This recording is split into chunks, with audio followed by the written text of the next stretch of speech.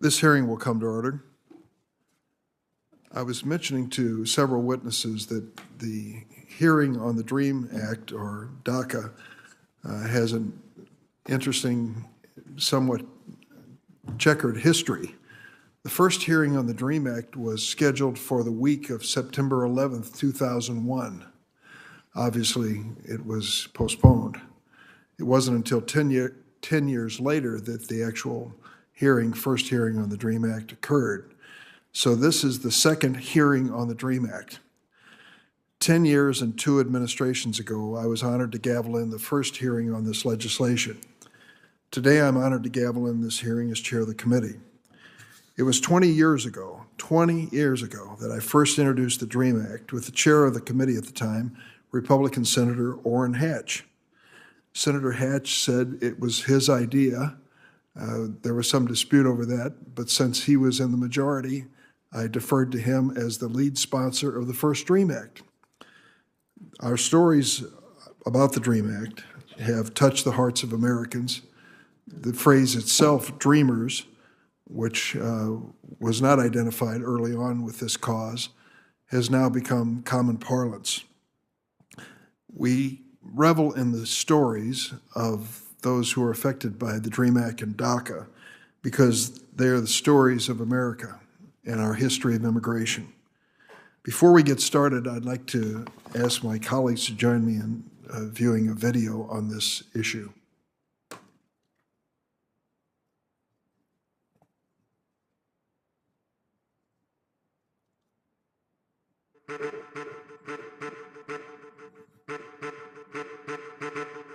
When I was 14 years old, I was brought to the U.S. to escape the increasingly erratic political climate in Nigeria. Although I did not make the choice to come to America, this country quickly became my home. For me, everything I've ever known is in Las Vegas. I enlisted in the United States Army. I graduated with a chemical engineering degree.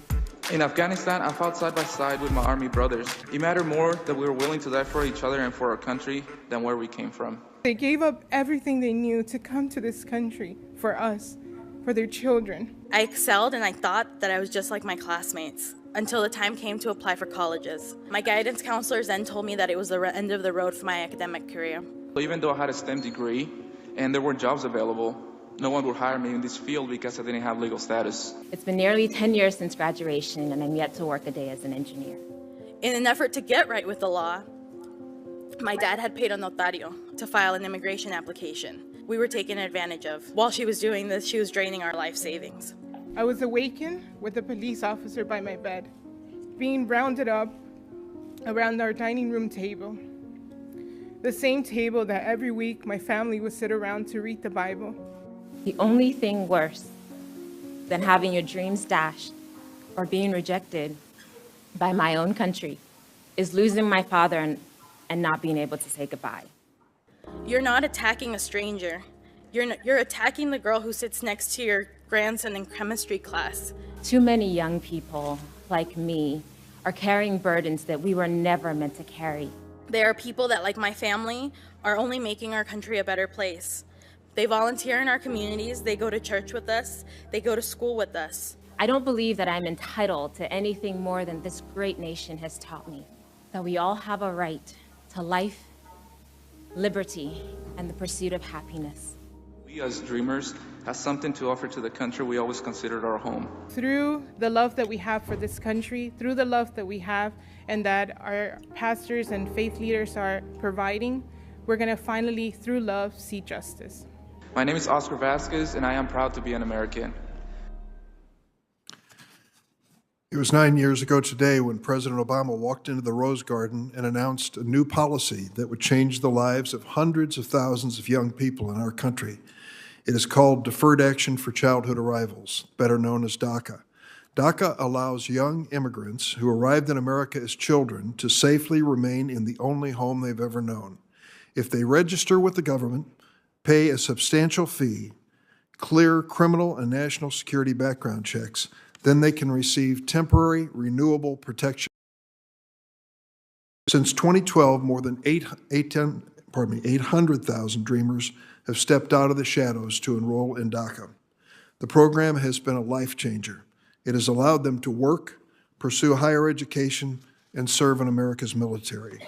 DACA has unleashed the full potential of dreamers. August 15th, 2012 is a date I will never forget. It was the first day that DACA applications were accepted.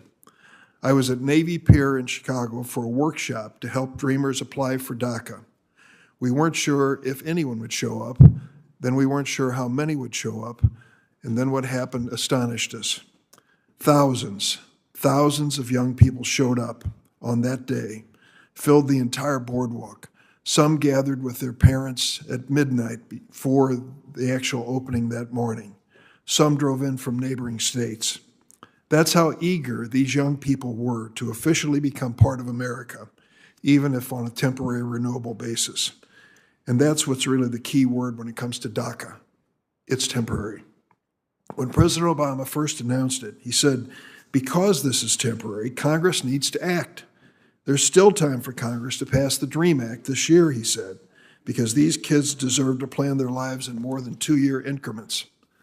Well, that year has turned into 9 years.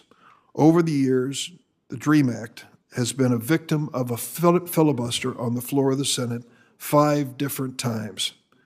As the DREAM Act has languished in the Senate, hundreds of thousands of young people have been left with their futures in doubt. But that hasn't stopped them from fighting for their dreams and giving everything they can to this country. It has been my honor to be the voice of the Dreamers for 20 years. They have been an inspiration. I've had the privilege of sharing over 125 of their personal stories on the Senate floor. The posters, colored photographs that you see around you represent just a small fraction of the stories that I've told. Dreamers have taught children in our nation's classrooms, dazzled audiences at world-class music venues like Carnegie Hall, fought in American wars, and have started American businesses. During the past year, as our nation was ravaged by a pandemic, and we were cheering on the healthcare heroes who risked their lives for us every minute of every day, dreamers were saving American lives. According to the classification used by President Trump, more than 200,000 DACA recipients are essential, critical infrastructure workers. Among them are thousands of frontline healthcare workers, doctors, intensive care nurses, paramedics, respiratory therapists. We are lucky to be joined by one of those heroes today, Manuel Bernal Mejia, or Dr. Bernal as I'm going to call him. First arrived in the United States at the age of 2, grew up in Memphis, Tennessee, graduated at the top of his class in high school, and developed a passion for medicine.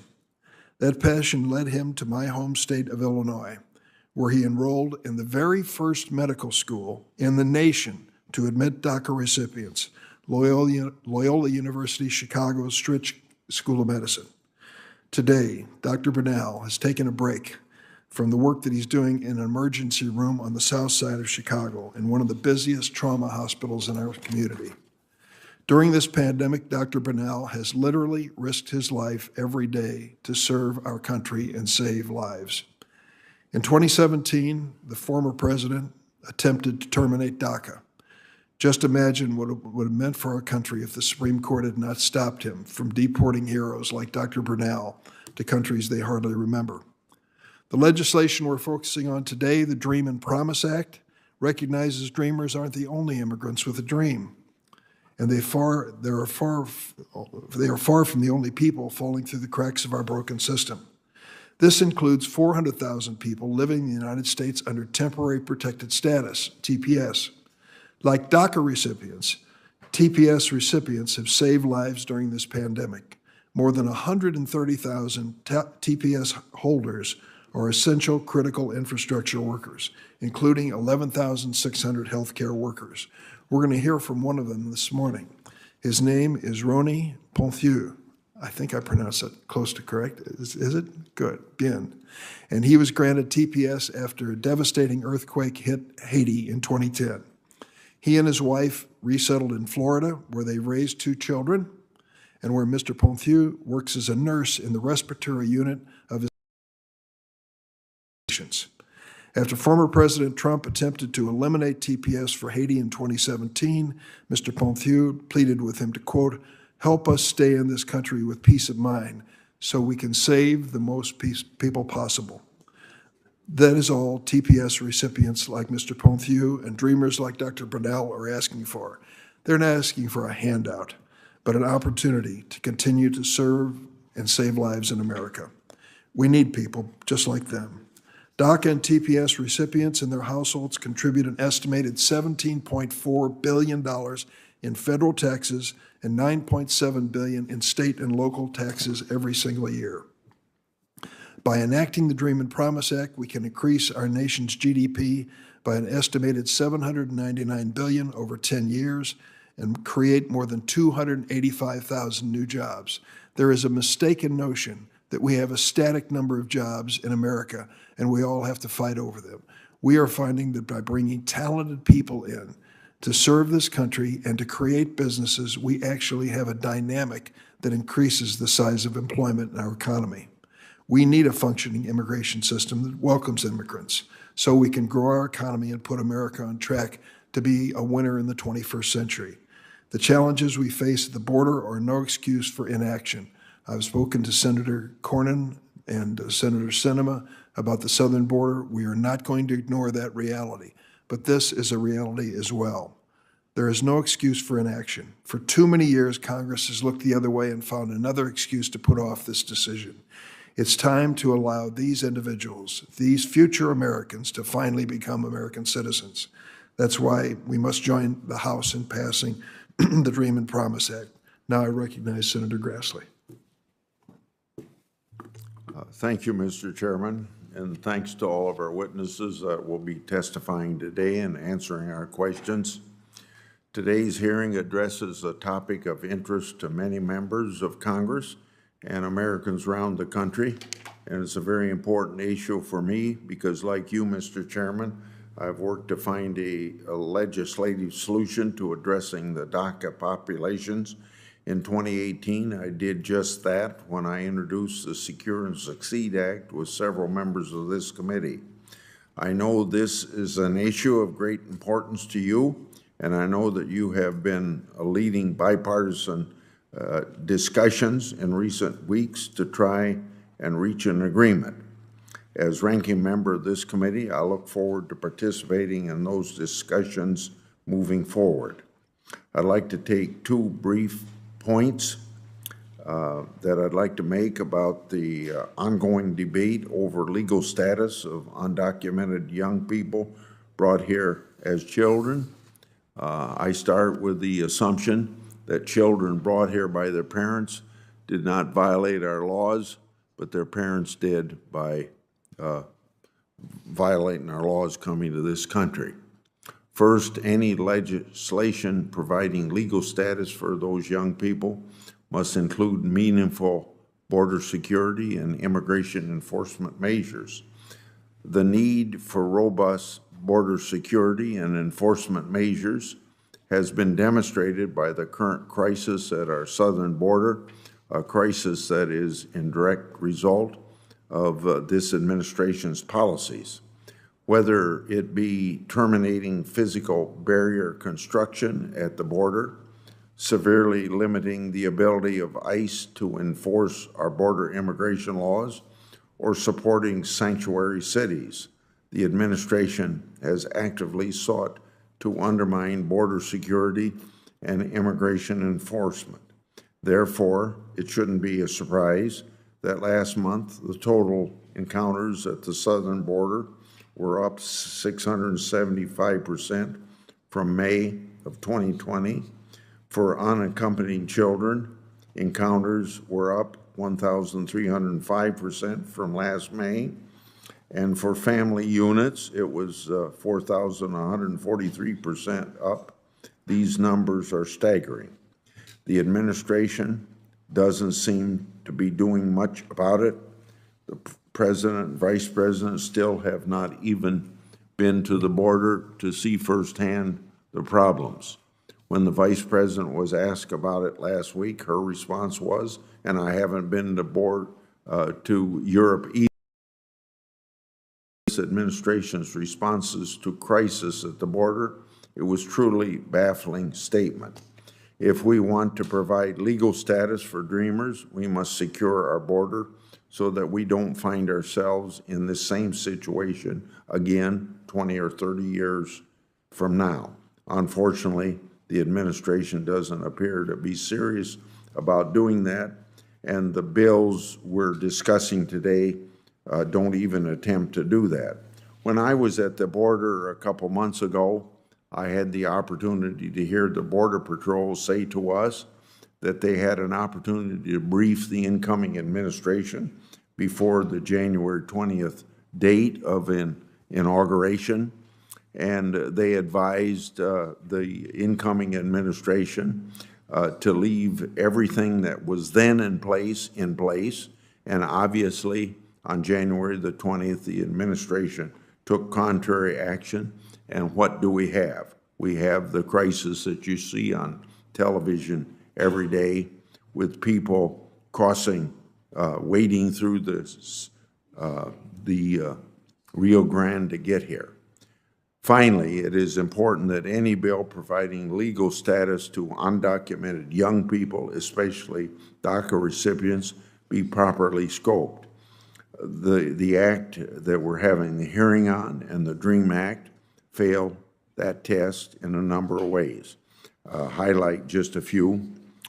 First, they would provide legal status to millions of illegal immigrants who have no connection at all to the DACA program, including illegal immigrants who were not even in the United States when DACA was created. In the case of the American Dream and Promise Act, the illegal immigrants need only have been in the United States since January 1st of this year in order to qualify. Second, as we will hear from some of the witnesses, these bills would allow illegal immigrants with criminal records to be eligible for legal status. That simply defies common sense. Third, they would allow illegal immigrants with a final order of removal to legalize anyway, finally, and this is finally. They don't contain a cutoff date for entrance or maximum age. As an example, it seems like I've read about a 68-year-old person entering the country illegally, and the United States illegally at the age of 17 in 1970 would qualify as a dreamer under these bills. Again, that defies common sense. All that being said, I look forward to hearing from our witnesses today and hope that we can ultimately come up with a rational and bipartisan solution because, as I said previously, people who were brought here by their parents did not violate the laws, but people that brought them here violated our laws. So I see justice being done for DACA as a legitimate thing to do. Yeah. We have Senator Padilla has asked for recognition, and he is the he's chairman of the Judiciary Subcommittee on Immigration, Citizenship, and Border Safety. Senator Padilla. Thank you, Senator Durbin. Colleagues, as a proud son of immigrants, I am honored to participate in this hearing and to help highlight the contributions of Dreamers and TPS recipients, contributions that they're making to this country each and every day. You know, in California, we're lucky to be home to more than 250,000 DACA and TPS recipients, the most of any state in the nation. So it's safe to say that no state has more at stake in passing a solution for these individuals than California. I want to start by thanking Senator Durbin for your tireless leadership on behalf of Dreamers. I've seen you work diligently across the aisle to build support for the DREAM Act year after year after year. As you mentioned, this marks the 20th anniversary of the first time you introduced the DREAM Act. And as you referenced, we're also marking the 9th anniversary of the DACA program. an executive action by President Obama intended to provide temporary protection for undocumented young people while Congress took action on a permanent solution.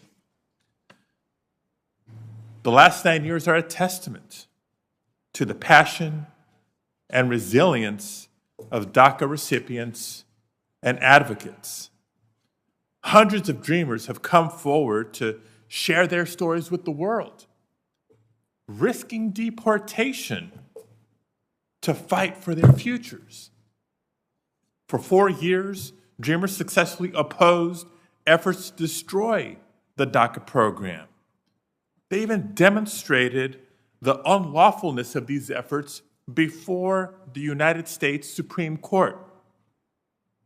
But the past 9 years also represents a failure on the part of this body.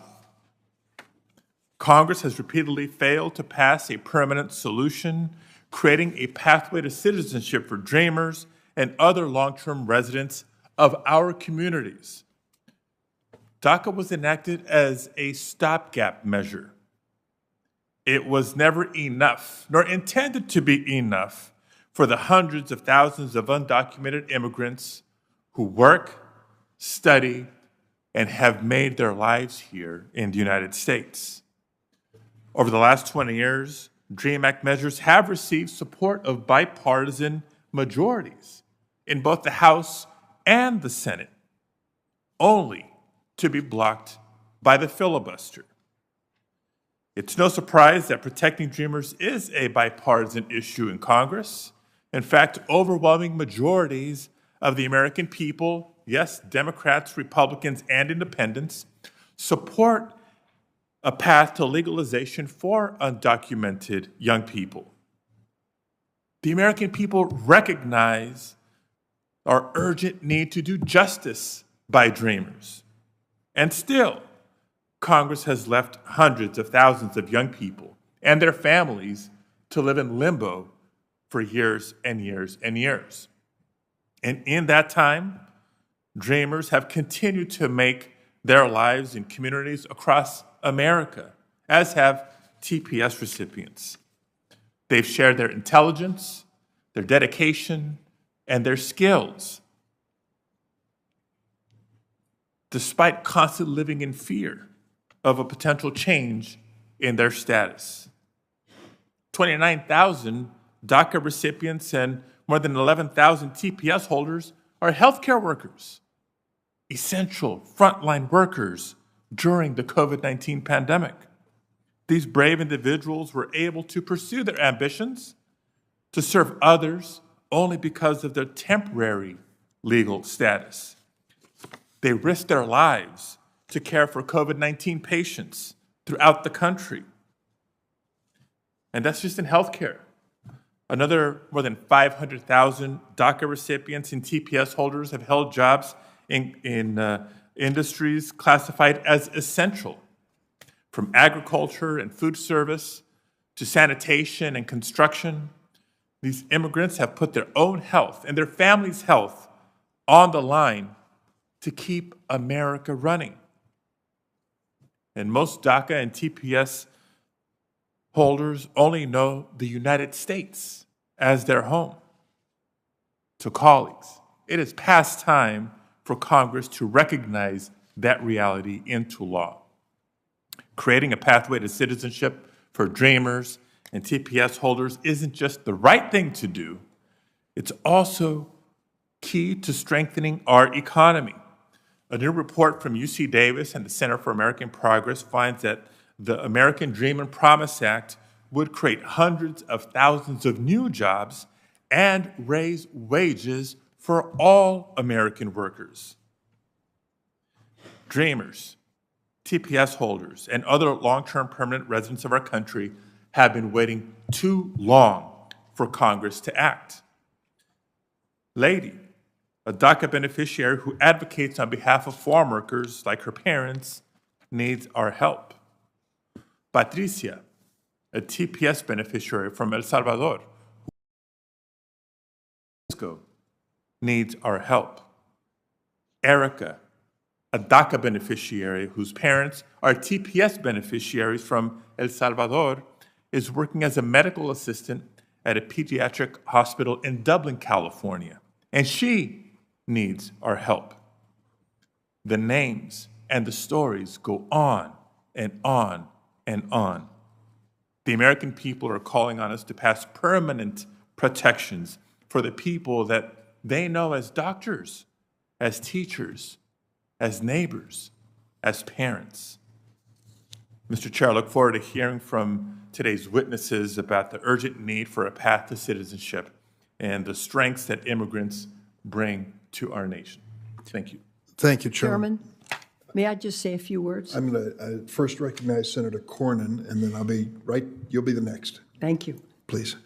Chairman Padilla, thank you. As ranking member of the Subcommittee on Immigration, I'd like to allow Senator Cornyn the opportunity to make opening remarks. Mr. Chairman, I appreciate that very much. Thank you.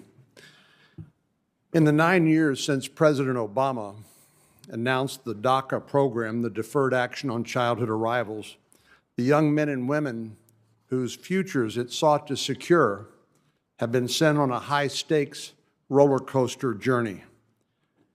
Their lives have hung in the balance of court rulings, even though they themselves did nothing wrong. They were brought here by their parents as children, and in America, we do not hold children responsible for the actions of their parents. The only way to eliminate the uncertainty caused by President Obama's likely unconstitutional action is through legislation. I say that because there is a pending court case in the Southern District of Texas challenging the legality of the DACA program that's been pending before Judge Hainan for some time now. And he could well issue a permanent injunction in joining the DACA program, causing further chaos and disruption. I have previously voted for legislation to let these young people stay multiple times over the years, but each time Congress has failed to muster the necessary support to get a bill on the President's desk. Every person in this room can tell you the bill being reviewed by this committee today will not move us any closer. In fact, the American people would like to know, I bet, that there is not a single bill that deals with the DREAM Act or the DACA recipients.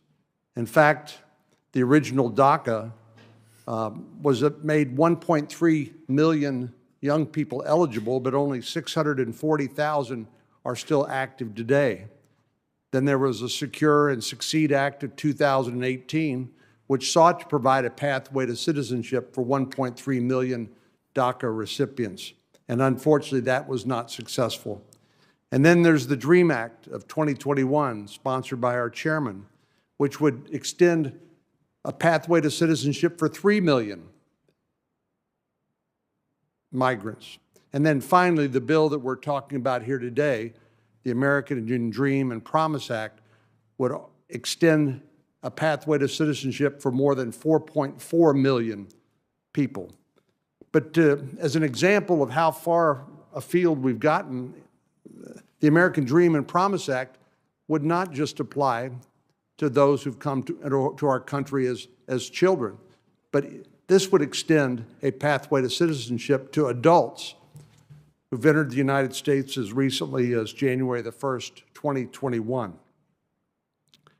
This legislation, of course, goes far beyond the original DACA issued by President Obama to include TPS. What temporary protected status has to do with the DREAM Act or the DACA population is lost on me. This bill would also create a pathway to citizenship, as I said, for adults who've entered the country illegally as recently as January the 1st of 2021. To be clear, I support DACA recipients because they were brought here at a young age through no fault of their own, and they know no other country. But the American Dream and Promise Act has completely abandoned the justification in favor of rewarding very recent illegal entries a pathway to citizenship and further incentivizing other migrants who may the United States, contributing to the flood of humanity that we are seeing at our border now that the President refuses to acknowledge as the crisis that it is. Radical policies that reward illegal immigration will not pass the Senate, and it's unfair to the DACA recipients to tie their fate to such ill-considered legislation. If our Democratic colleagues are truly interested in passing legislation on DACA, especially the 640,000 active DACA recipients, a clean, bipartisan bill is the only path forward. Thank you, Mr. Chairman. Thank you, Senator Cornyn. Senator Feinstein? Thank you very much, Mr. Chairman. I want to begin by thanking you for really your tireless efforts over 2 decades to pass the DREAM Act. I also want to say that I really believe now this bill will pass. I think people are beginning to realize certain facts. This bill can secure a better future for millions of people who live in a lot of uncertainty about their place in our country, really through no fault of their own. Let me just put a few facts in the record. According to the Migration Policy Institute, there are nearly 198,000 DACA recipients in California. That's more than any other state. They pay $2 billion in federal taxes and nearly $1 billion in state and local taxes every year. Nationwide, 80% of them are working or in school. And in California, 8,600 are medical workers who have been on the front line of the pandemic. Like Dreamers, TPS recipients have established deep roots through many American communities. On average, TPS recruits have lived in the United States for nearly 20 years. In California alone, Mr. Chairman, they contribute $446.6 million in federal taxes and $237 million in state and local taxes. These are our colleagues, our neighbors, our friends, and they should not have to live in fear that they could be deported if a future administration ends TPS or a court strikes down DACA. So I'm very proud to be one of your co-sponsors, and I want to thank you for 20 years of service in bringing this legislation, I hope, finally to passage. Thank you, Senator Feinstein. You're more than a co-sponsor. You have been a steadfast ally in this effort, and I thank you for the kind words that you expressed this morning. We have 5 witnesses who are going to testify about the Dream and Promise Act. I'm going to introduce the majority witnesses, and then I'm going to turn to Senator Grassley to introduce his. Our first witness is Dr. Manuel Bernal Mejia, third-year emergency medicine resident at Advocate Christ Medical Center in Chicago. That is his photograph taken at an earlier time. Thank you. The Honorable Leon Rodriguez served as Director of U.S. Citizenship and Immigration Services, or USCIS, from 2014 to 2017. Prior to that, he served in civil rights leadership posts in the Obama administration and worked as a federal and state prosecutor, currently a partner at Cypher Shaw law firm. And then our third witness is Mr. Roni Pontieu, serves as a registered nurse at Jackson Memorial Hospital in Miami Gardens, Florida. Ranking Member Grassley, would you like to introduce your witnesses? Yeah. Today, I have the pleasure of introducing Ms. Michelle Root.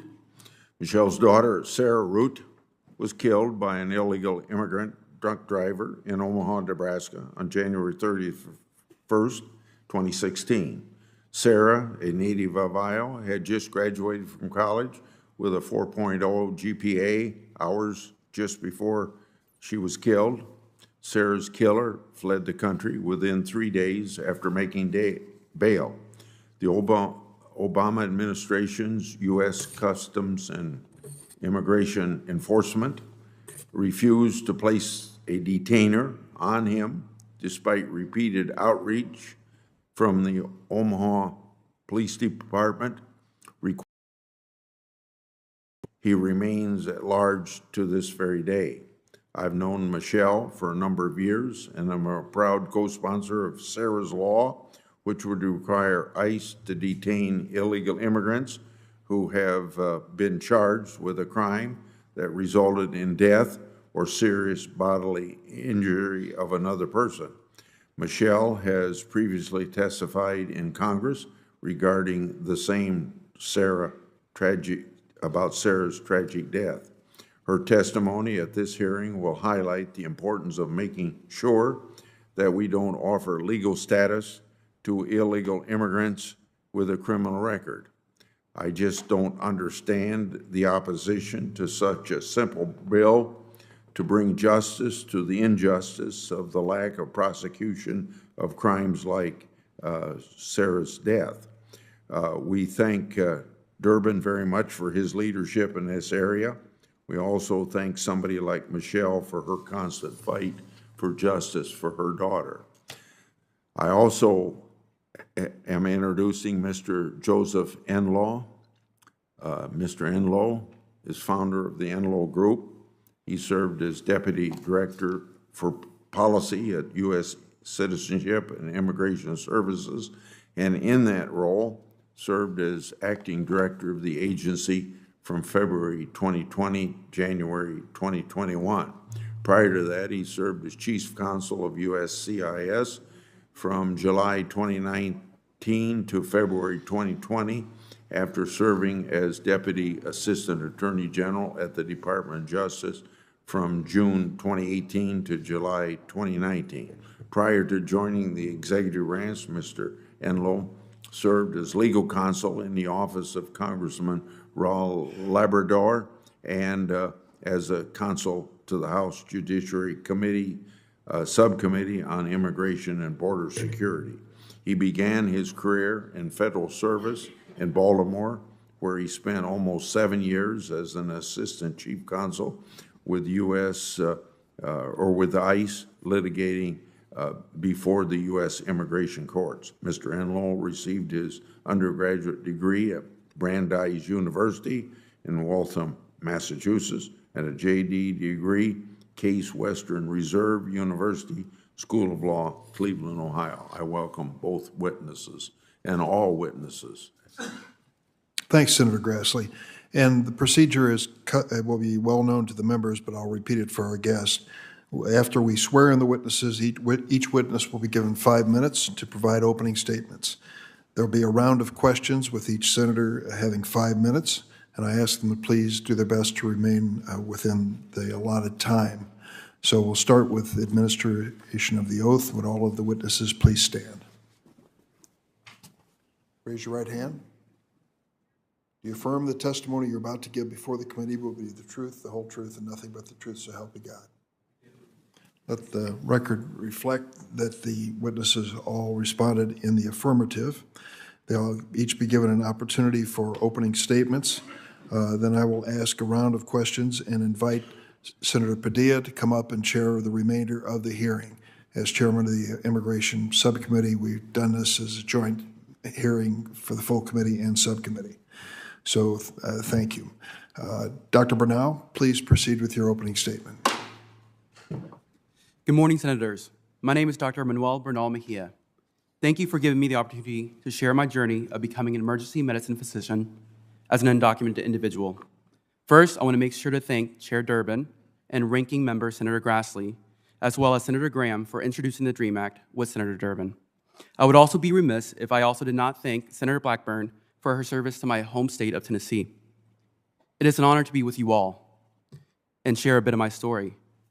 Also, I want to recognize my sister, Jasmine Bernal, who is here with me today to share this special moment.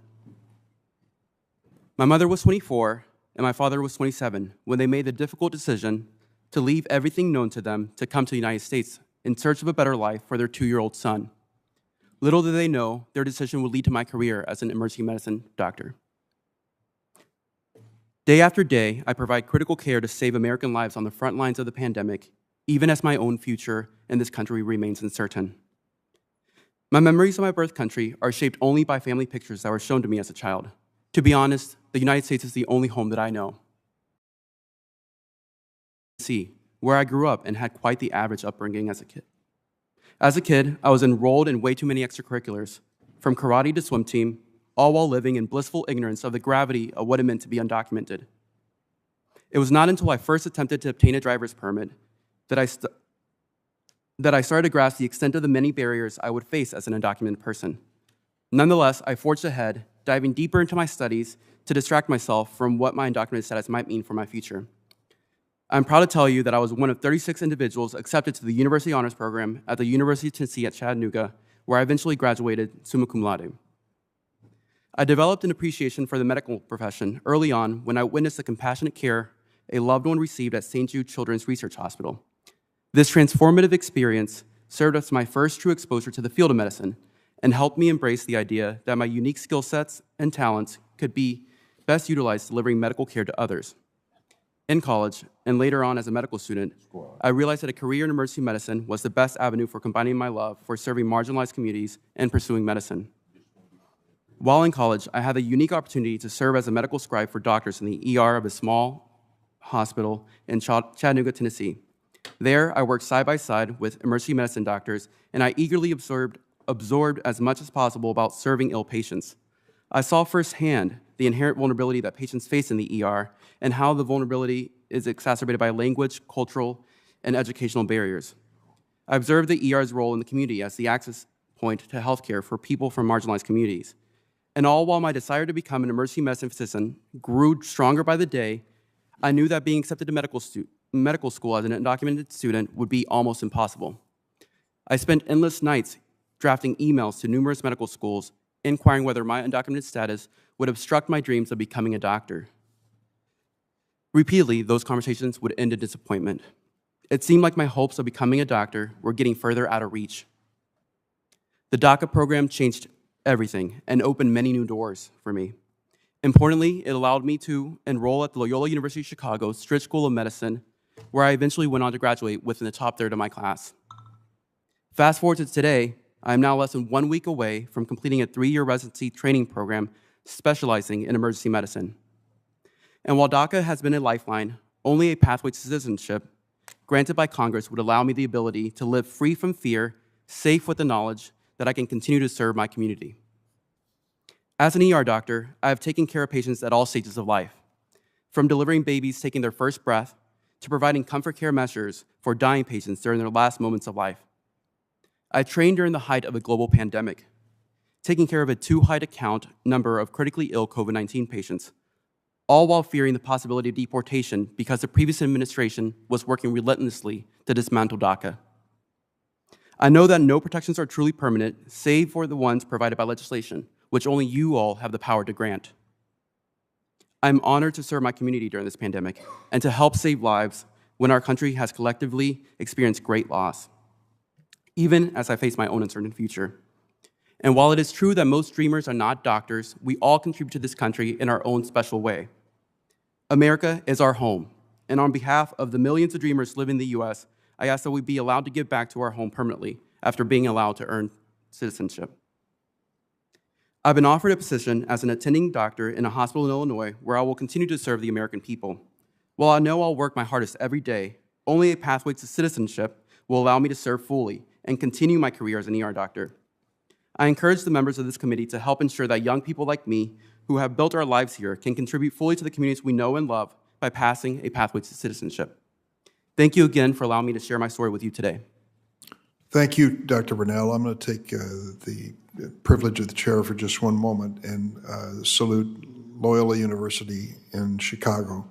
With their School of Medicine, they were the first medical school in the United States to open competition to DACA recipients. There was no quota, no guarantees. You were just in the running with all the other applicants. And I believe over 30 were accepted to this school, and you're, of course, one of the best and most successful graduates. I wanted to give Loyola a shout out for that opportunity they gave you and so many others. Our next witness is Mr. Joseph Edlow. Chairman Durbin, Ranking Member Grassley, and members of the committee, thank you for the opportunity to present testimony on H.R. 6, the American Promise and Dream Act of 2021. Before we discuss the bill, it is imperative to begin We have an unmitigated disaster at the southern border that threatens the integrity of the U.S. immigration system. With border apprehensions rising, inconsistency in the processing of aliens arriving at the border, and the administration taking actions in contravention of U.S. immigration laws, we are at great risk of the entire immigration system failing. So far in this fiscal year, almost 930,000 aliens have been encountered by U.S. Customs and Border Protection, CBP, over 633,000 of whom were encountered from February through May of 2021. With 4 months left in the fiscal year, this country is on track to see a record number of apprehensions along the southwest border. And these are just the numbers we know. It is estimated that at least another 40,000 people per month cross illegally and are not apprehended. Apprehensions of aliens with criminal convictions has increased significantly in this fiscal year as well. In the first 8 months of this fiscal year, Border Patrol has encountered over 6,900 aliens with criminal convictions, more than twice as many as in all of fiscal year 2020. Make no mistake, this is a humanitarian crisis, as everyone who makes this journey, from adults to families to unaccompanied minors, are putting their lives at risk while relying on smugglers often associated with cartels and other criminal organizations. As smugglers get bolder, the trip gets more arduous and perilous. Accordingly, Border Patrol has seen an uptick in life-saving efforts this fiscal year. Through May, agents at the southwest border have performed almost 6,900 search and rescues, eclipsing the totals for all of fiscal year 2020 and fiscal year 2019. As the Department of Homeland Security continues to make its own rules and ignore the statutory and regulatory mechanisms and procedures provided under law, the magnet drawing migrants to the United States grows exponentially. President Biden's DHS has waged war on immigration enforcement. It has ended successfully implemented programs such as the Migrant Protection Protocols, attempted to halt deportations, limited ICE enforcement priorities under the guises of limited resources and prosecutorial discretion, and has disregarded expedited removal and released thousands of aliens into the interior of the country in the vain hope that they will report to ICE at a later date. In short, the president has opened the borders. It is a constitutional crisis when the president abandons a core function of the executive branch and allows lawlessness and invasion along our borders. Congress must focus on the root cause of this surge. The Senate should be focusing on undoing the Biden border crisis and securing our borders. It must ensure that the law is being followed and that the executive branch is enforcing the law as it is written and not merely by executive and departmental memos. It must then address the other pull factors, such as the Flores Settlement Agreement and the disparate treatment of unaccompanied minors under the Trafficking Victims Reauthorization Act. The haunting images that we have seen over the past few months at the border will only get worse and more frequent unless the United States makes clear that disregard for our laws and our borders will simply not be tolerated. One of the largest pull factors is the continued promise of amnesty. Today's hearing on H.R. 6 is an advertisement for that promise and ultimately will make the crisis worse. The bill is bad policy and will propagate hopes of amnesty for generations yet to come. Among H.R. 6's many problems are that the bill would overwhelm USCIS resources, create blanket waivers for criminal aliens, invite fraud through low standards of proof, impose stringent and unnecessary confidentiality requirements on DHS, and ultimately overwhelm many of our federal district courts. H.R. 6 is simply the wrong bill at the wrong time. It will exacerbate the crisis along the southern border and, if passed, will serve as an impetus for any foreign national with no legal right to enter or remain in the United States to flagrantly disregard the law while they await their turn for amnesty down the road. Thank you for the opportunity to appear today, and I look forward to your questions. Mr. Leon Rodriguez. Thank you, Chairman. Good morning, Chairman, Ranking Member Grassley, members of the committee. As I sit here before you today, I can't help but recall my confirmation hearing as USCIS Director now more than 7 years ago. I remember pretty much every question that Senator Senator Durbin asked and every question that Senator Feinstein asked. Even though those questions were difficult questions from both sides of the aisle and challenging to answer, that day for me was one of the joyous days of my life. Because as the child of refugees from Cuba who was born just a month after they had fled that dictatorship, it was in many respects a miracle for me to be here. In fact, the vagaries of US law could easily have meant that I would have grown up in that dictatorship rather than in freedom here in the US. I remember the topic we were talking about that day 7 years ago was pretty much the same topic we're talking about today. We were talking about the southern border, we were talking about DACA, we were talking about the DREAM Act. I wasn't surprised to hear Senator Durbin early this morning cite to a version of the DREAM Act being introduced 20 years ago. In other words, we have been trying to tackle this issue through separate legislation dealing with the plight of the undocumented, as well as in comprehensive immigration reform packages, one during President Bush's administration and another during President Obama's administration. I think we've reached the point where we need to simply get this done. And if we look at the history, the bar has always moved. It has always been the wrong time, the wrong formula. I think we've run out of time. And we've run out of time for the simple reason that the cost of not finding a pathway for wonderful individuals like Dr. Bernal, like Mr. Pontier, is unacceptable to the American people. For them to live at the mercy of a biannual DACA renewals, and for us to be at the mercy of not, as Senator Padilla suggested, be able to fully benefit as a country from their skills, is an unaccepted reality. It is one of the many criticisms I've heard of the DREAM Act, of DACA, and in the positions that Democrats have taken those acts, that we only lift up the cases like Dr. Bernal's and Mr. Pontier, the doctors, the lawyers, the nurses, the teachers. But the fact, if you look at the DACA population, 89% are employed in and contributing to our economy. Thousands of them are going to school. They are doing exactly the kinds of things that we would want them to do. They are, with some exceptions, law-abiding. The way the DACA program has been administered is in many respects the blueprint and the test case for how this DREAM Act would be administered, and has resulted in a population that on the whole has been a remarkably law-abiding and productive population whose contributions could only be that much greater if this act passes.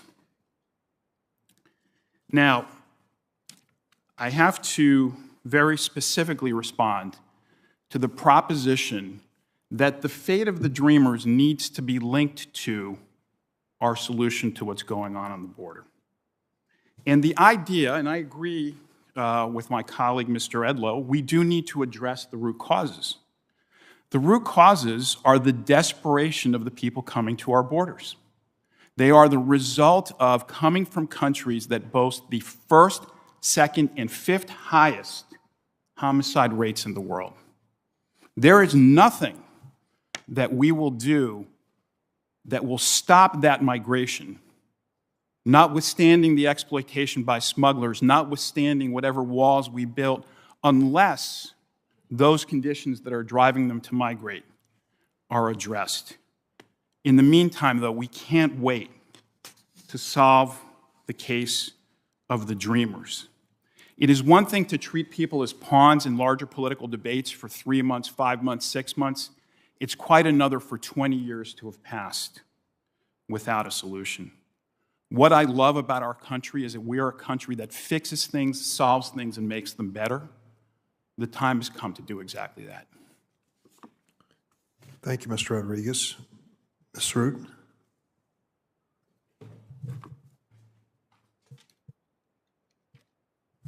I don't think it's going on. Can you hear me? Okay. Chairman Durbin, And distinguished members of committee, thank you so much for inviting me to testify on this important topic today. I'm here to honor my daughter, Sarah, who was murdered by an illegal immigrant who was driving drunk on my daughter's graduation night. Sarah had just received her bachelor's in criminal investigations and a 4.0 the night she was killed by Edwin Mejia. Sarah was just starting to get to the best years of her life. She was taken way too soon because people failed to follow our laws, and the administration at the time failed to secure our borders. To date, justice has not been served for my daughter, and her killer remains on the loose.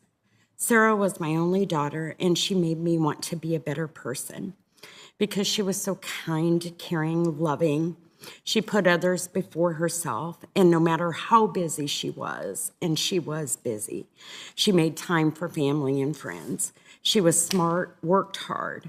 She treated people with kindness and had a great relationship with her only brother, my son, Scotty. She wanted to pursue a master's degree after graduating. My baby girl had dreams too. Sarah was a true dreamer, and her dreams were crushed because people believe they can enter our country illegally, carry out criminal acts without recourse, and because some members of Congress are determined to let them. As a parent, I sympathize with those who want a better life for their children. We would all do what it takes to make a better life for them. However, you have to understand that rewarding illegal behavior only means we get more of it. The DREAM Act is enacted into law would benefit people who are charged with crimes. It would legalize people in this country who have been convicted of violent crimes. This isn't about rewarding valedictorians, dreamers. Even the data shows criminals are getting to use this. Allow me to talk about a few problems with this House bill. This is a legalization bill for more than just children. There's no age limit. This is a legalization bill for criminals. Charges, even the most serious criminal offenses, are completely ignored. This bill allows illegal immigrants who have been deported from the United States previously to still apply. This bill protects people who simply apply by giving them safe harbor to remain in the United States while their application is pending. This committee needs to urgently consider bills like Sarah's Law. This bill, in honor of my daughter, would require the government to detain someone who entered the country illegally and is charged with a crime resulting in death or serious bodily injury. I thank those who have sponsored this bill, including my home state senators, Senator Grassley, Senator Ernst, and then our neighboring state of Nebraska, Senator Sass, and Senator Fisher. Another key provision of Sarah's Law, which is missing from the DREAM Act, would ensure that there is an office for the American people devoted to helping them when they are harmed or affected by the actions of an illegal immigrant. An office that does this, the Victims of Immigration Crime Engagement, or VOICE, was established by the Trump administration, and without it, many families like mine would not find answers or be able to seek justice. This office has helped many families, and it appears that the Biden administration wants to dismantle it. In fact, last week, they changed the name of the office and vowed to help illegal immigrants who claim to be victims to gain access to support services, diminishing its sole mission of helping Americans. The administration has also removed the Voices Office Most Wanted list, which Edwin Mejia, the killer of my daughter, is on. It is no longer on their website. I urge you all to make the Voice Office strong. to the American people and important to families that have nowhere to turn. Put American families first. Give other mothers and dads an avenue to get answers. Today, there is no trust in our federal government to carry out our laws. Let me close by saying that it has been 5 years and almost 5 months since we lost Sarah. The pain doesn't go away. Every day I grieve her loss. I hope none of you ever have to endure what I have. I know people come here to live a better life, to live out their dreams. My family, like many American families, holds no ill will toward people who desire the American dream. But there have to be limits and boundaries. People need to be vetted and they have to be deported when not eligible for immigration benefits. We cannot forget that our laws are intended to keep us safe, and this legislation does not do that. It rewards the illegal behavior that my daughter's killer carried out. It excuses their criminal history and does not make America better. Thank you for allowing me to testify and share my daughter's story. Thank you, Ms. Root. Mr. Pontieu? Good morning, Senators. I would like to start by thanking Senator and Chair of the Judiciary Committee, Dick Durbin, and his phenomenal staff for your leadership and this opportunity. I would like to thank and great ranking member Senator Chuck Grassley and the other members of this important committee. My name is Roni Pontieu. I'm a Haitian immigrant, a worker with temporary protected status, a registered nurse and essential worker during COVID-19. I'm also a member of Family Action Network Movement, FAM. I would like to thank the Almighty for protecting me during the pandemic period. I would also like to send some words of comfort to those who lost their loved ones, a family member or friend. I work at Jackson Memorial Hospital COVID-19 Battleground, where I save lives every day. I've been here for 22 years now, since 1999. And since 2006, I've been a nurse. I'm currently working for Jackson Memorial Hospital in a unit specialized for COVID-19. I put my life in danger and on the line to save American lives.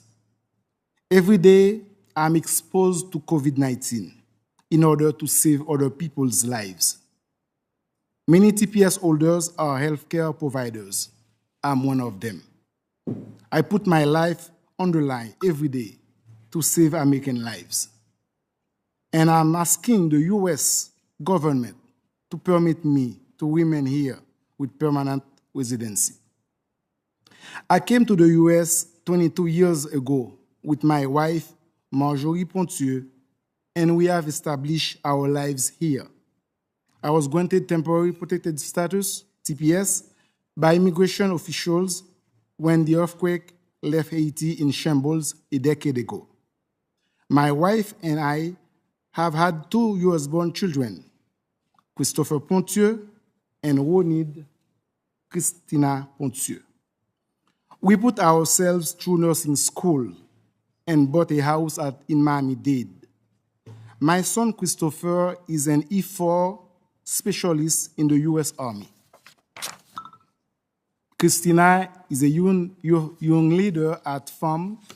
She's the co-chair of CFAR, Children for Family Reunification. My family risked their lives for this country. We have served this country and feel that we are Americans, but our immigration status has remained temporary. Given the contribution of TPS holders to this country, I respectfully urge the U.S. Senate to support the Dream and Promise Act that includes a pathway to permanency for immigrant youth and temporary protected status holders. Permanent status will allow TPS recipients to be more productive, continue paying more taxes. 30% of TPS holders are homeowners who add to our and property taxes. TPS holders play an active role in our children's lives. We attend the school meetings, recitals, and sports games. As of 2017, 273,000 children have parents with TPS status. Over 50,000 of these children live in Florida. If permanency is not granted, our children would face serious risk. These children would be forced to face separation from their parents or be forced to relocate to a country that is foreign to them. It would be extremely difficult for me and my family if I were to be forced to leave after 20 years of living in the United States and return to a country in shambles.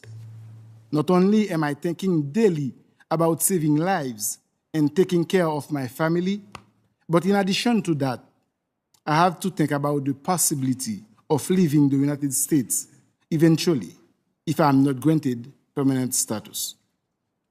We believe in your compassion. We believe in your understanding. We believe in your good judgment. And more importantly, we believe in your leadership. We believe you will make the Dream and Promise Act a reality. More than 300,000 TPS holders are waiting. More than 270,000 U.S.-born children are waiting.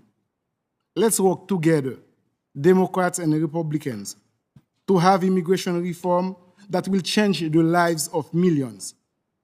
TPS recipients will keep their ends of the bargain by working hard, paying taxes, contributing to build the social, economic, and political fabric of this great nation.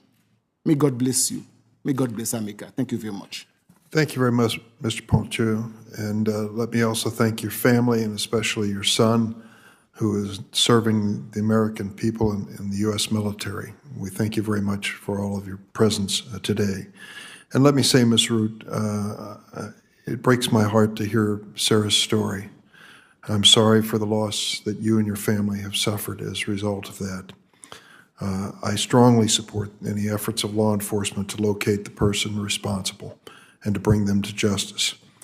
I want to address one issue that you mentioned, and Mr. Edlow mentioned as well, and that is the provisions in the law related to past criminal behavior. Dangerous criminals are not eligible for status under the Dream and Promise Act. In fact, all of the bars that apply to immigration and naturalization automatically apply to anyone who's seeking to become a citizen under the Dream and Promise Act. It also bars individuals who are guilty of any felony, any 3 misdemeanors, or any crime of domestic violence. Now, I will readily concede that in 20 years and 20 at least different versions of this bill, there have been a lot of different definitions. But that is the standard of H.R. 6 that we are considering today. The notion that somehow, as Mr. Edlow said, we are going to give amnesty to criminal aliens couldn't be further from the truth. I'm sorry that you said that in the record because it doesn't reflect the reality of this bill. And I might also say that to call Dr. Mejia and Mr. Pontieu somehow flagrant violators of the law is to ignore the obvious. Mr. Mejia had very little to say when his family decided to come to this country. Mr. Pontieu came here under extraordinary circumstances in his own country. They don't really fit in a definition of flagrant violators of the law, as I see it. And that's why the DACA population has been considered in a different context as others. In terms of the current situation at our southern border, as Mr. Rodriguez said, it is challenging, and I could certainly give a defense to what we face today. It's not the first challenge. And if our standard on changing any immigration law is that we must have perfect compliance of all other laws, we'll never do anything. I think that would be a mistake. Personally, I support comprehensive immigration reform. Join the Gang of Eight, put the bill to the floor, it passed the Senate. I believe we should consider the fact that our immigration system is broken at this point. And the fact is, it didn't pass the House of Representatives. It did not become law. In terms I've accepted Senator Cornyn's invitation, rather than challenge, I'll call it, to act on the southern border as part of any conversation that we have about any aspect of immigration. I think that is a good faith effort to try to find some common ground on a very challenging situation. Dr. Mee, before we go any further, have you run into obstacles in terms of your medical licensure and such because of your undocumented status? Thankfully, I have not. In the state of Illinois, I have not, but I'm sure that I would run into issues if I wanted to expand my medical license to other states in the United States. So it's state by state in terms of your status? That is correct. And you, thank goodness, are going to continue to practice in the state of Illinois? Yes? Yes. Well, that is good news. Mr. Rodriguez, you've heard the testimony of Mr. Edlow and others about the situation with those with criminal status. I can't recall a version of the DREAM Act or DACA that has not included a bar to those who are guilty of criminal misconduct. That is correct from my understanding as well, and I think your point that the existing inadmissibilities that run across all of immigration law will continue to apply here as well.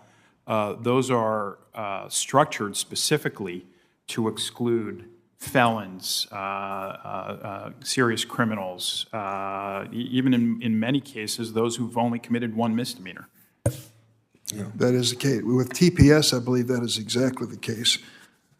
The TPS holders, they make ineligible anyone with one felony or more than one misdemeanor conviction under the bill. And there's no waiver for a crime that makes someone eligible for TPS included in the bill. So we maintain these standards as we must. And if we expect any bipartisan support for this bill, we're going to have to watch that very carefully. I'm sure that's an important consideration. Senator Grassley? Thank you, Mr. Chairman. Thanks to all of you for your testimony. I'm going to start with Ms. Root. I know in your testimony that you discussed the voice office established during the Trump administration.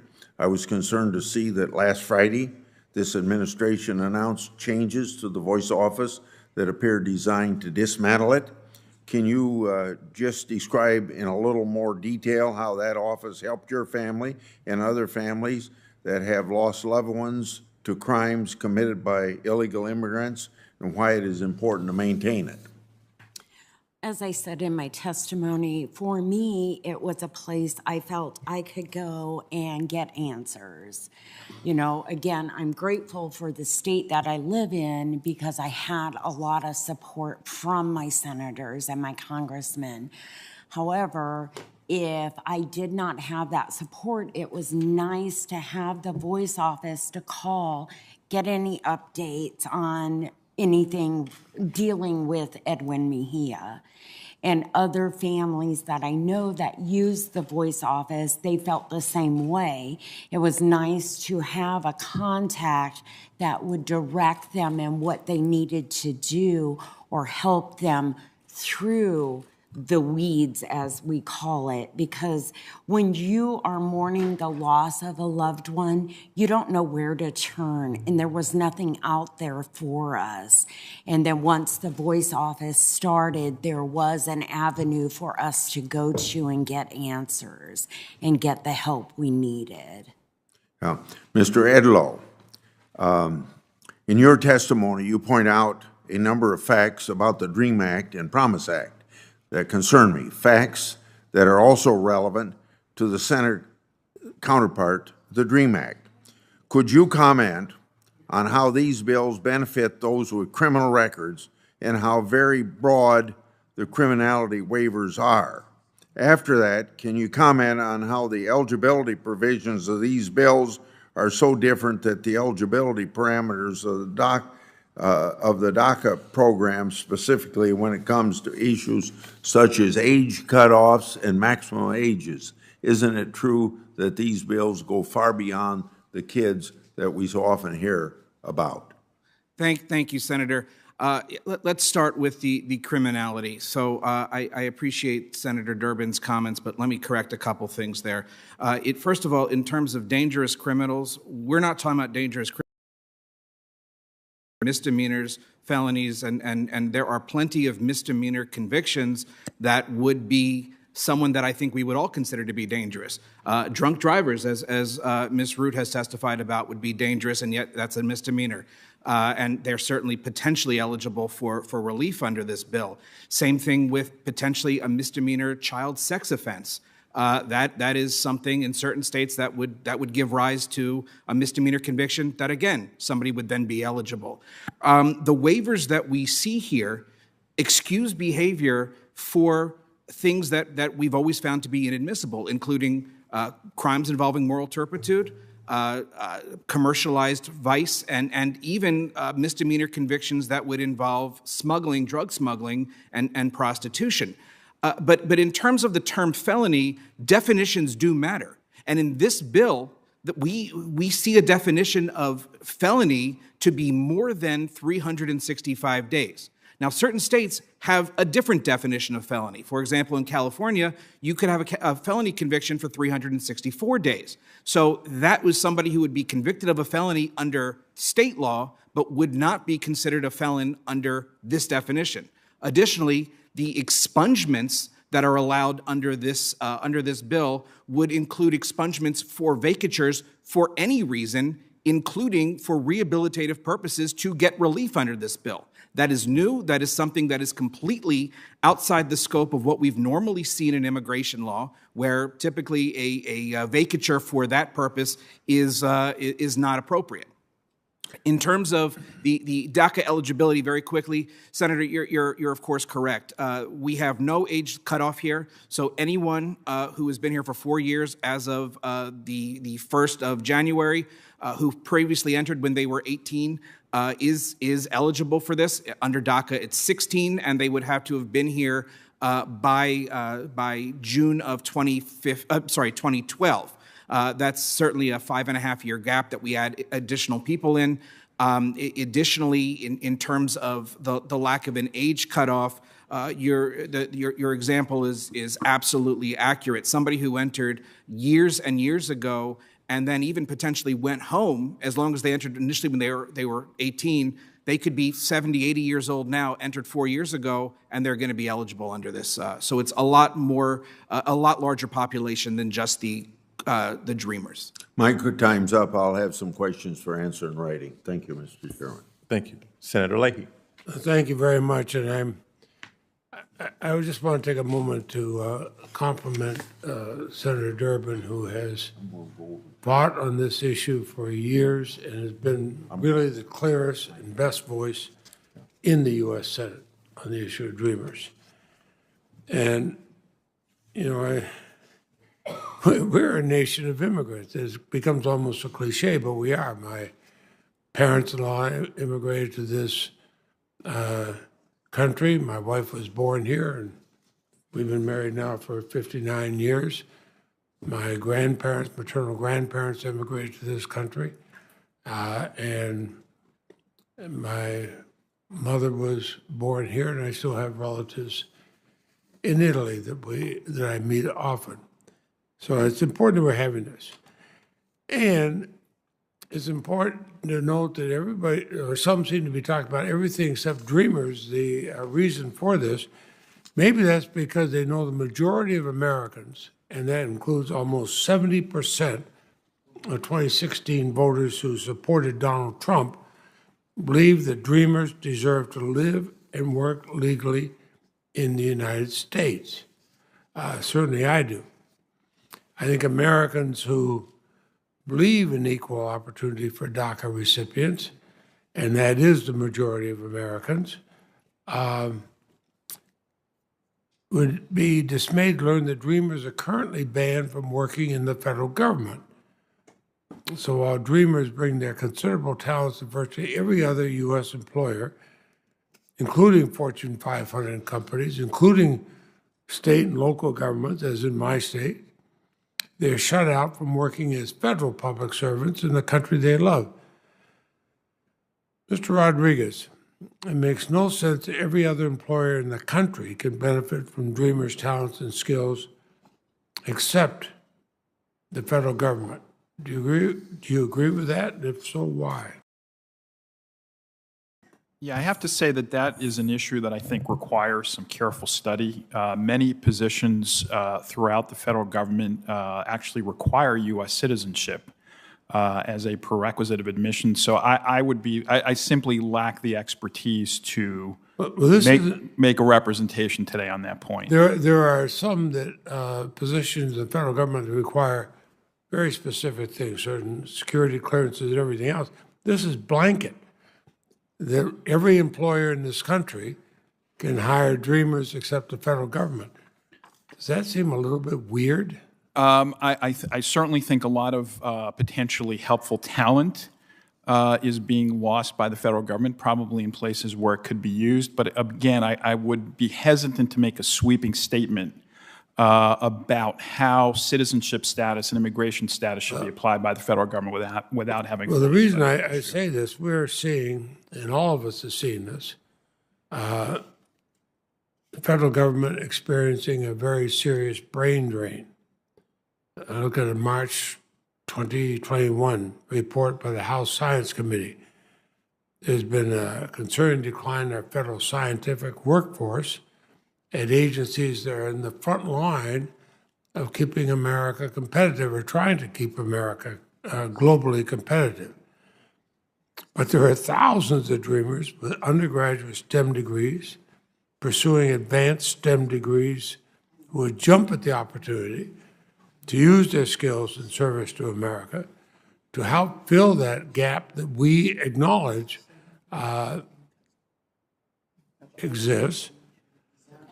As you know, the Senate just passed an overwhelmingly bipartisan bill, Democrats and Republicans alike voting for it, to improve America's competitiveness against global adversaries. Do you think that allowing dreamers to work in our federal government would help bolster America's global competitiveness, something that both parties have voted for? I have no reason to think otherwise. I have met, and particularly during my time as USCIS director, but even after in the community where I lived, literally hundreds of dreamers doing all kinds of things: doctors, nurses, investment bankers, lawyers, teachers, HVAC technicians, all of whom I think are people who could contribute in every part of our society. So I have no problem with that idea. Well, I'll simply close with this. I think of, this country almost becomes a cliche. This country built on immigrants. But I think of, we all go to swearing in ceremonies of new citizens. And I think of one where a federal judge in our state spoke at one. He had had a blood clot in his brain, came within a very short time of dying. He was on the operating table. The physician successfully operated on him and saved his life. As he said, when he woke up, he realized a number of years before he had given the oath of citizenship to the doctor that saved his life. Let's start opening our doors. Thank you, Mr. Chairman. Senator Cornyn. Thank you, Mr. Chairman.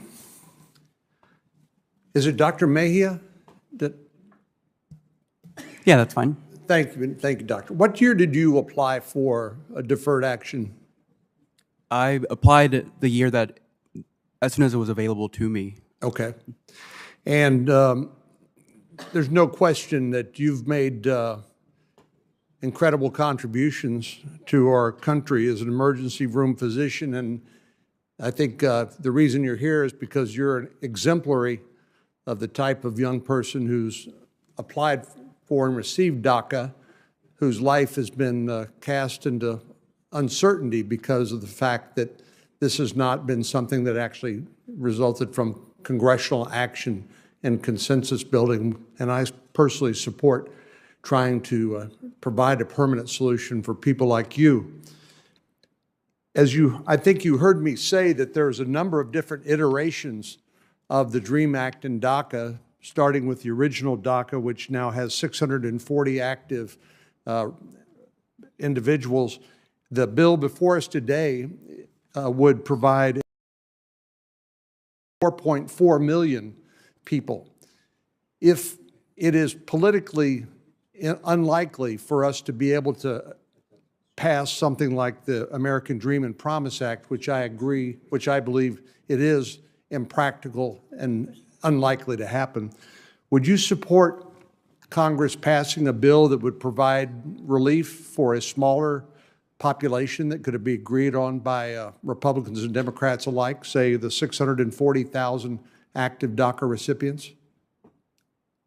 So I can only speak on behalf of my personal experiences, and I've known, I personally have watched the DREAM Act throughout the years from the very beginning, and I remember watching C-SPAN as a high schooler when the DREAM Act was first being talked about and discussed on the Senate floor and in Congress.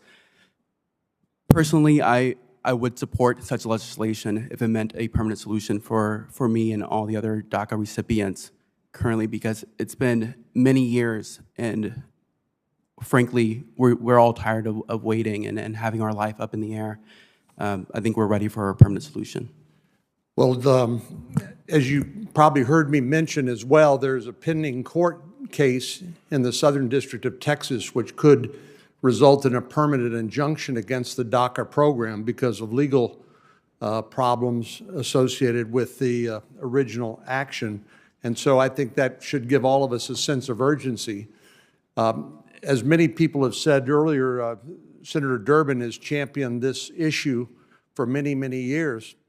What's different today is that Chairman Durbin is chairman of the Judiciary Committee, and Senator Schumer is the floor leader, the majority leader of the United States Senate. If Senator Durbin wanted to put a bill, wanted to mark up a bill in this committee, he could do it and he wouldn't have to ask permission of anybody. And then the Judiciary Committee could work its will. If we were able to report a bill, then Senator Schumer could schedule it for floor action. So I think we've been talking about this issue for as long as I've been in the Senate and trying to solve a very complex issue, an emotional issue for many, which is immigration reform. But I think for me, I think starting with the original DACA recipients, that would be a good place to start. We wouldn't have to stop the discussion beyond that, but Senator Durbin could put that bill here before the committee. We could mark it up. Senators could offer amendments, and then once it was received a majority of support, it could go to the Senate floor for action. I think what we need is action and less discussion, which seems to continue without end. Mr. Edlow, I wanted to ask you, you made a statement that we could well see the failure of our immigration system completely unless the situation at the border that's currently occurring, this surge of humanity, 180,000 new migrants just last month. The cartels and human smugglers have figured out our immigration laws and how to exploit the vulnerabilities and overwhelm our capacity to deal with them. Fully 40% of the Border Patrol are off the front lines because they're taking care of children. But particularly with Title 42, the public health title, expiring on June the 21st, could you explain to the committee what you think the consequences would be if there's not some other plan put in place when the Title 42 expires? Senator, without Title 42, there's going to be no way to remove people based on the public health crisis that we've seen. In terms of how many more migrants we're going to see coming to either the ports of entry or between the ports of entry, I couldn't tell you, but it will expand. It will expand exponentially. I would also note that in terms of the what the Border Patrol and what Office of Field Operations are seeing, they're seeing this increase because yes, we're at one point saying don't come to the country. But then at the same time, we're giving mixed messages as we've dismantled the interior enforcement and people are able to essentially move through the ports of entry as quickly as possible. No one is staying there. No one is being processed under expedited removal. They're just being released. And I think that is ultimately what the draw is going to continue to be. And yes, without Title Senator Feinstein. Thanks very much, Mr. Chairman. I want to concentrate my questions on unaccompanied children. I'm really very concerned about it. And in 2008, we passed the Trafficking Victims Protection Reauthorization Act. It includes legislation I authored to ensure unaccompanied children are transferred to Health and Human Services facilities consistent with their best interest while they await. Well, I'm told that today we have 17,000 children in custody.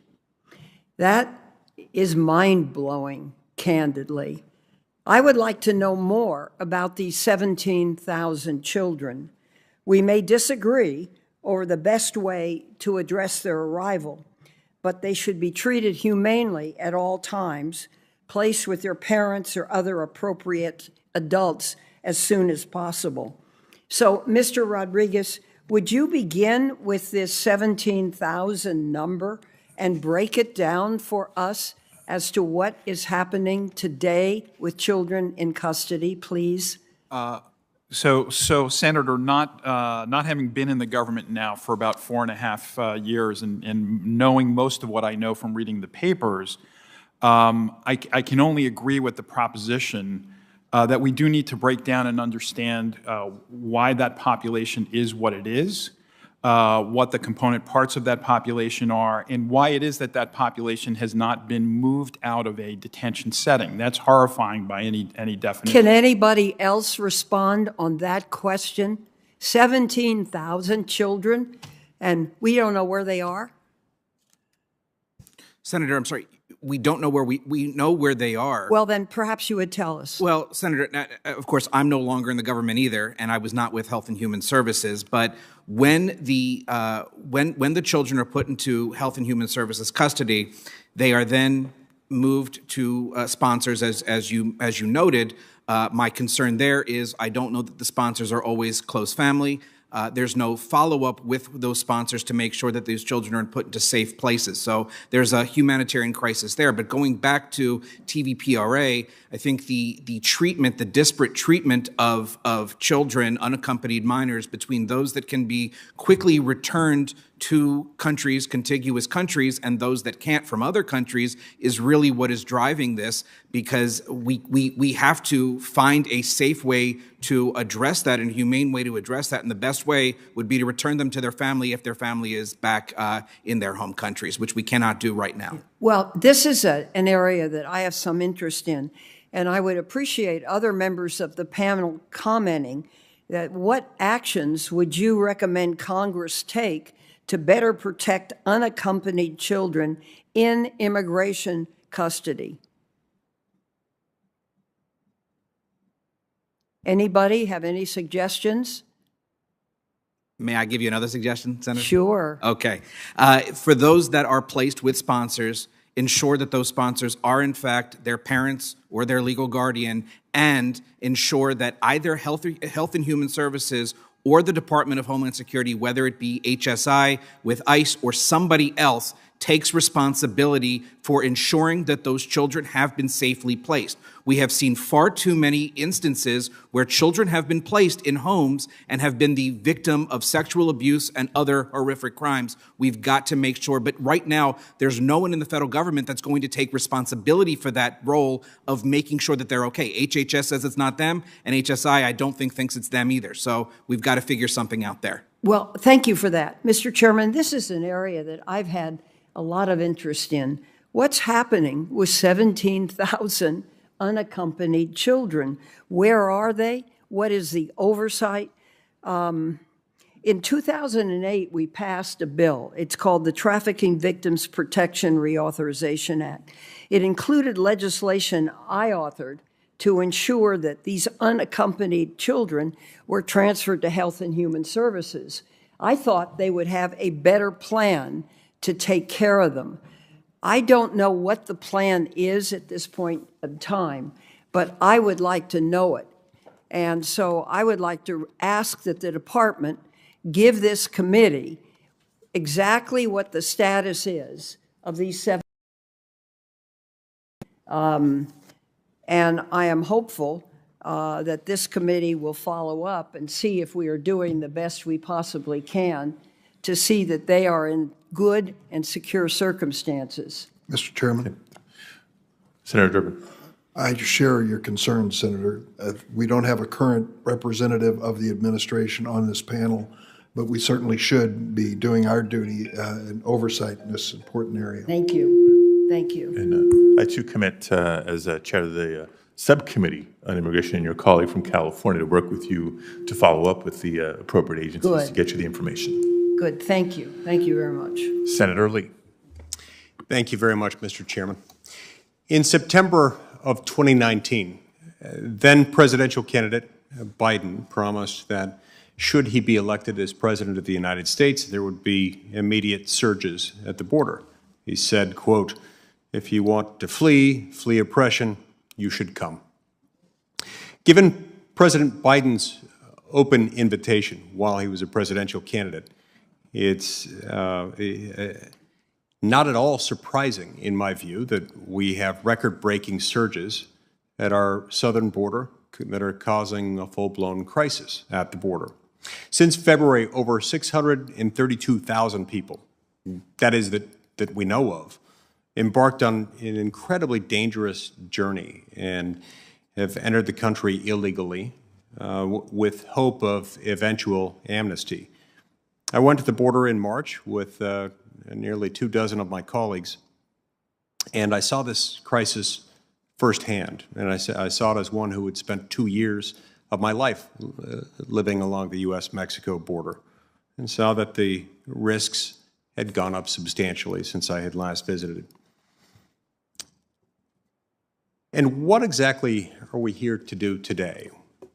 Well, the majority has scheduled a hearing not to address the crisis at the border, at least not in a way that would make it better or alleviate it, but rather to discuss amnesty. The amnesty proposal in this bill would ensure that this unprecedented crisis at our southern border continues indefinitely, in perpetuity, perhaps. What we should be discussing today is what can be done and what should be done to stop the border crisis that we now face, and to stop the abuse of women and children who embark along this perilous journey, and to stop the smugglers and the cartels from earning record-high profits from exploiting this crisis. Mr. Edlow, what's the difference, if you can explain it to us, between the I-95, the I-85 notice to report, which we're told that CBP currently is issuing to those crossing the border illegally? What's the difference between the I-85 notice to appear on the one hand and the mandatory notice to appear? Thank you, Senator. So I believe it's the I-385 is the notice to report, and frankly, Senator, it's a new one on me in terms of seeing this being given with any regularity along the border. Essentially, what that document is telling, it's a document that says that the person has been encountered, and that when they get to where they're going, they, per that document, are supposed to report themselves, turn themselves in to ICE in whatever city, community that they're in.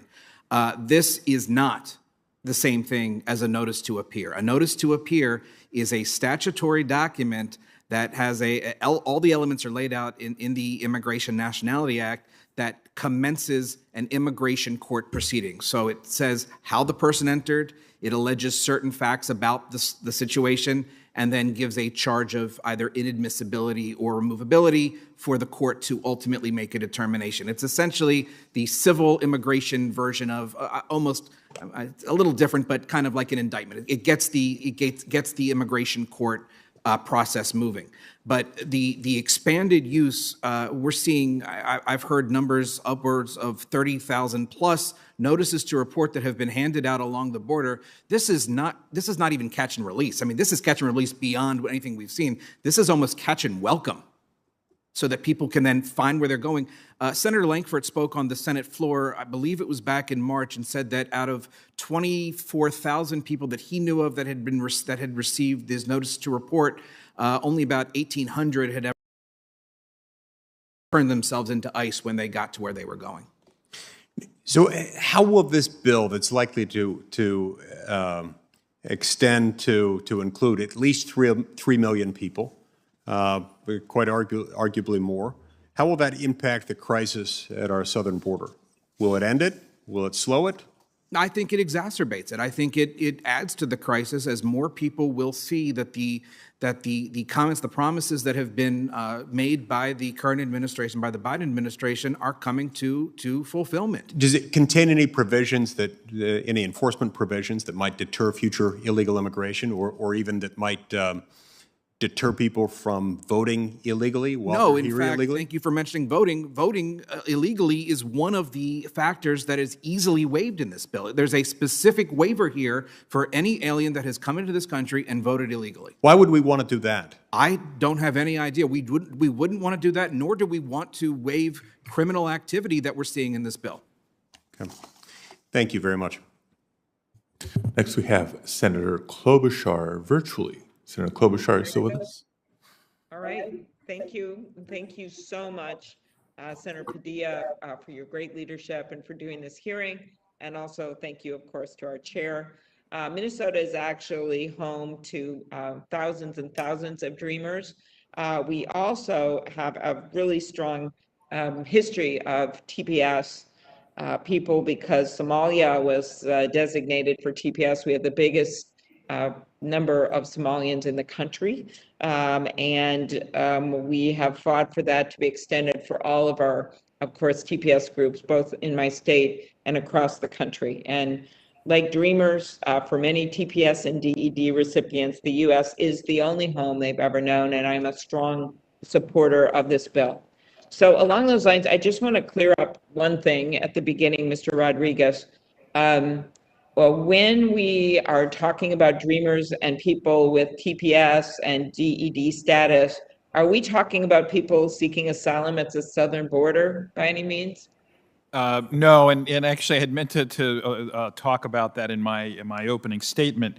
No, those are distinct. While they are different kinds of humanitarian relief, we are talking about distinct pathways to that relief.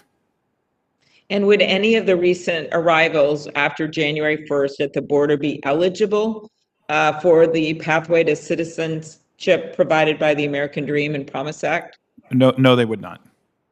Okay. And is providing a pathway to citizenship to Dreamers and people with TPS and DED going to slow down the administration's efforts at the border to either reunite families or other things? Would that be a deterrent to some of the work that's being done there? Not at all. In fact, I'm a former state and federal prosecutor. I was a prosecutor in Brooklyn, New York at the height of the crack epidemic. And I know that one thing we need to do in the law enforcement world is to prioritize where we're going to focus not only our prosecutorial efforts, but also our administrative resources and how we're going to focus those. And so part of what we're doing here is taking the focus away from people like Dr. Bernal and Mr. Pontieux and really focusing them on illegal border crossing and focusing them on criminal conduct and not places where those energies don't need to be. Okay, very good. I wanted to just deter to something a little bit related here, the Conrad 30 program. I am the lead sponsor of that bill, but we also have Senator Collins, Rosen, Ernst, King, Thune, Merkley, Capito, Blunt, and I hope our colleagues will consider sponsoring it. This is the one that helps underserved areas, particularly rural areas, for doctors to complete their postgraduate medical training in the U.S. And practicing in the U.S. after they've completed that training, rather than having to leave the country for 2 years, which to me is just nuts, given that we need these doctors in the rural areas. And of course, there's other provisions that we're looking at for nurses and the like. Could you talk about why this is important, this program? Yeah, actually, a significant part of my current law practice actually is with healthcare providers of different types. We do have shortages at many different levels of the healthcare industry, not only certain places, which I think is what Conrad 30 is trying to address, but also other types of healthcare providers. Nurses in particular, thank you, Mr. Pontier, is one particular area of shortage. So this is, I think, a very important step Okay. for the American people. Thank you, and thank you for that segue to Mr. Ponthia. Mr. Ponthia, your wife is also a nurse serving your community in Florida. Your 20-year-old son is in the Army. Your daughter is a middle school honors student. How has living with this constant uncertainty affected your family and maybe prevented you from making investments that you would normally have made? Thank you, Senator, and thank you for the question. And I would like to say that after I finish my registered nurse license, I plan to go to the university to pursue a career to become a nurse practitioner. But because of this uncertainty, that's mean the possibility of being deported. That hold me. I could not go further. I even went to the hospital because of high blood pressure, and I'm on medication at this time. Even I'm saving lives, I'm taking care of patients, but also I have to take care of myself because now I have high blood pressure. So with if you vote yes for this bill, I already registered to go to the university to pursue this career, to go for a nurse practitioner. I would like to become a nurse practitioner to serve this country because I feel that this is my calling.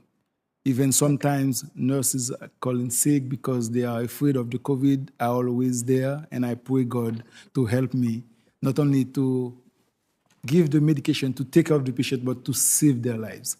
Thank you. So now I will be able with this bill continue to go to school for a higher education and be able to take care of my family.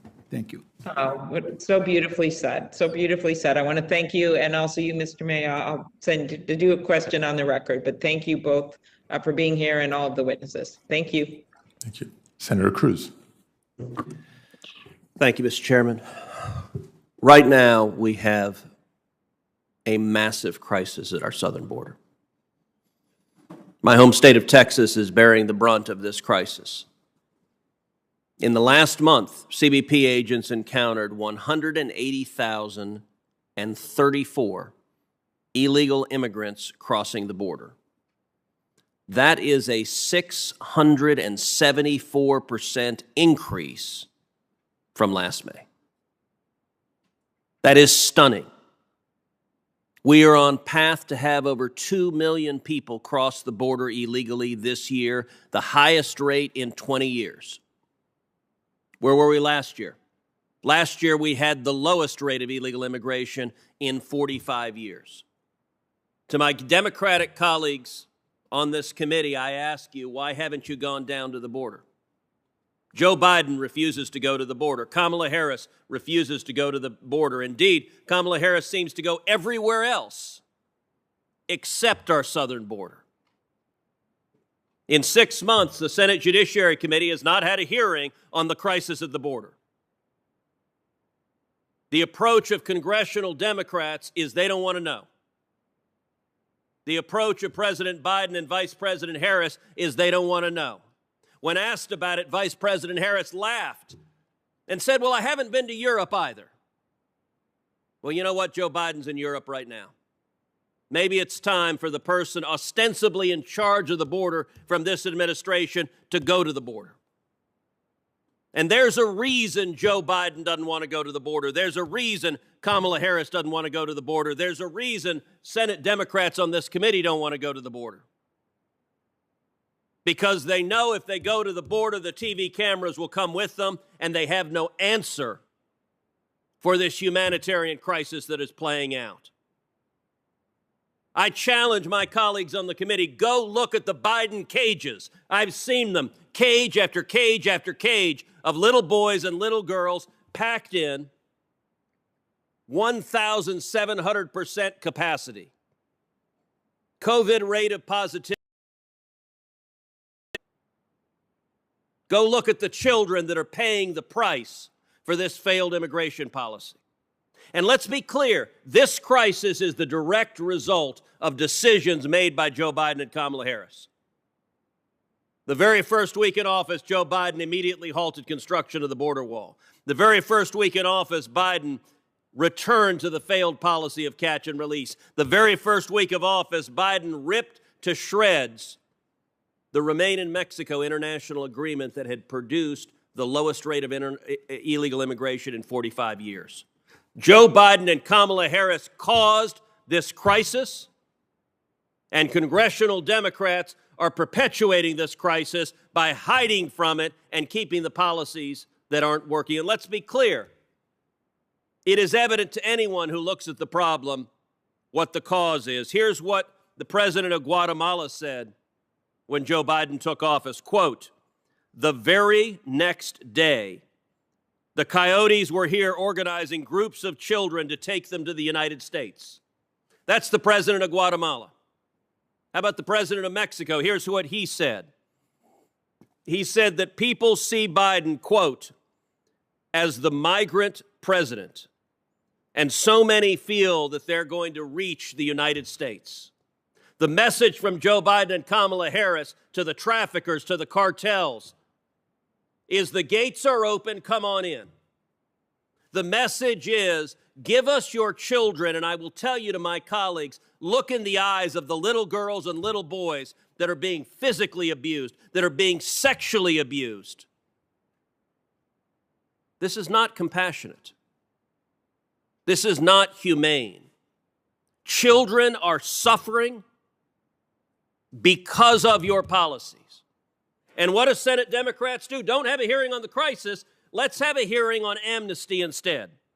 The two bills here, one would grant amnesty to 3 million people, another would grant amnesty to 4.4 million people. Mr. Edlow, what message do the traffickers hear? What message do the people thinking about coming here illegally hear? What message do the parents getting ready to give their small children to traffickers to come to America here when Congress's message is, we will grant amnesty if you come? What's the effect of that message? Now is the time to come. That is the message.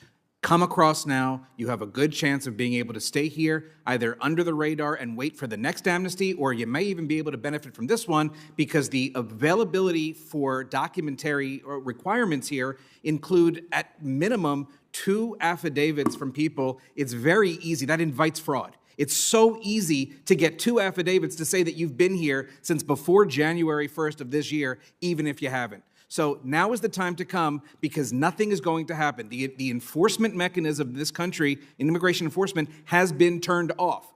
Prosecutorial discretion is ruling the day just like it did back in the Obama era, and the result is going to be the same with flagrant disregard for the law by criminal aliens and by those that want to exploit our laws now, like the smugglers. And that's why we see things even months ago, like horrific car accidents where close to 20 migrants were found in an SUV that was overturned, and many were killed and seriously injured. And that's because of these policies. There is absolutely no enforcement along the southern border. There's absolutely no enforcement except for a small little bit of what's left from ICE in the interior of this country.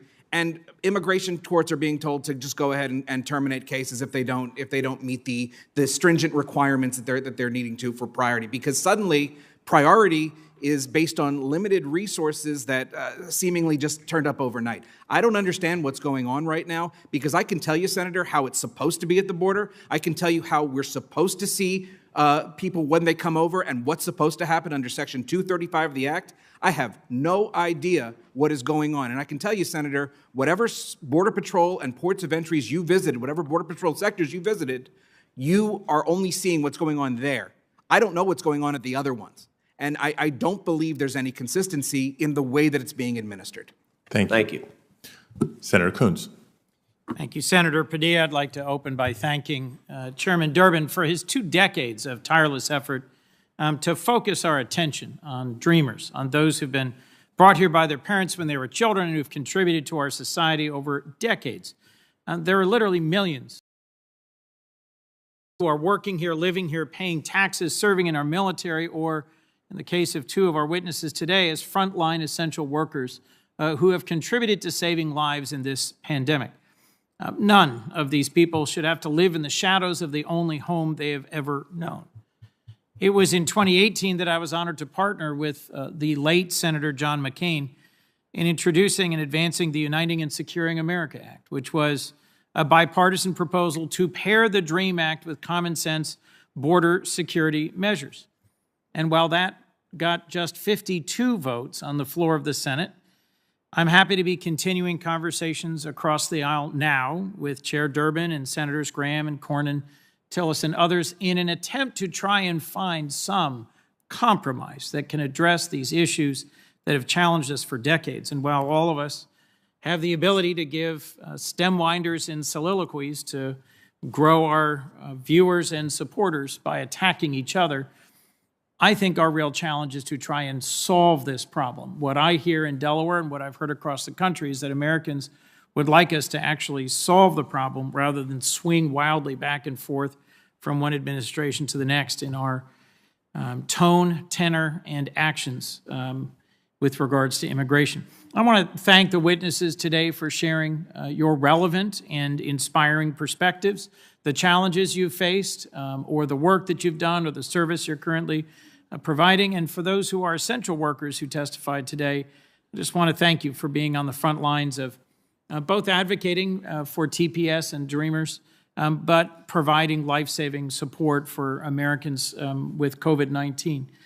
Dr. Mia, if I might, I think it's important for folks watching to recognize the impact on your life of having an uncertain status, of lacking a permanent legal status here. You have two younger siblings who were born citizens, so you've got a personal experience around this, yet you continue to persist and engage and advance. And I'm so grateful to Loyola for providing you the opportunity at a medical education, and hopeful that your residency will soon conclude and lead to your position as a physician in Oak Lawn.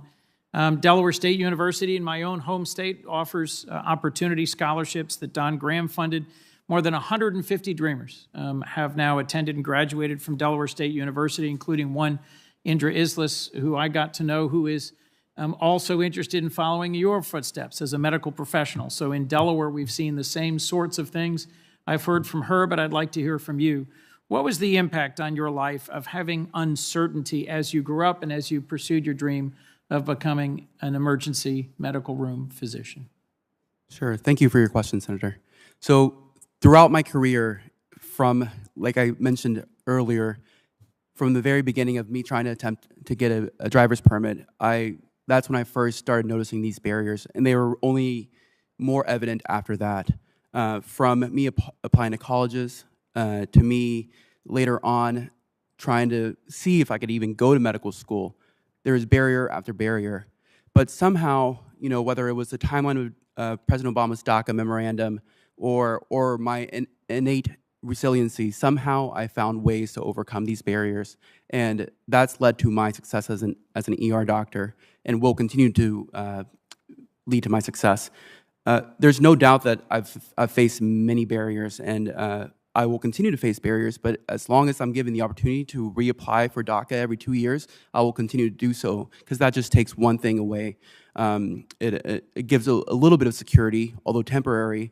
It does give a little bit of security to my career and everything I've faced. Well, both you and Mr. Poncieux, who served as a nurse in a critically necessary role in an important hospital, have no permanent status, and that uncertainty, I think, must impact your service in your communities. I was proud to reintroduce this year, along with Senators Cornyn and Young and Collins, Leahy, and Durbin, the Healthcare Workforce Resilience Act to recapture 25,000 visas for nurses, 15,000 for doctors to help in the fight against COVID. Mr. Poncieux, could you also speak to the impact uncertainty has had on your career and what you've seen in terms of staffing shortages at the hospital where you serve, and what impact it might have if we were to provide some certainty and a path forward for medical professionals like nurses? Yes, like I said earlier, as a healthcare provider, I've been facing death every day because of the COVID-19. every day I go to work and I think that I have a responsibility to take care of patients to save lives. And it is my goal to save as many as possible.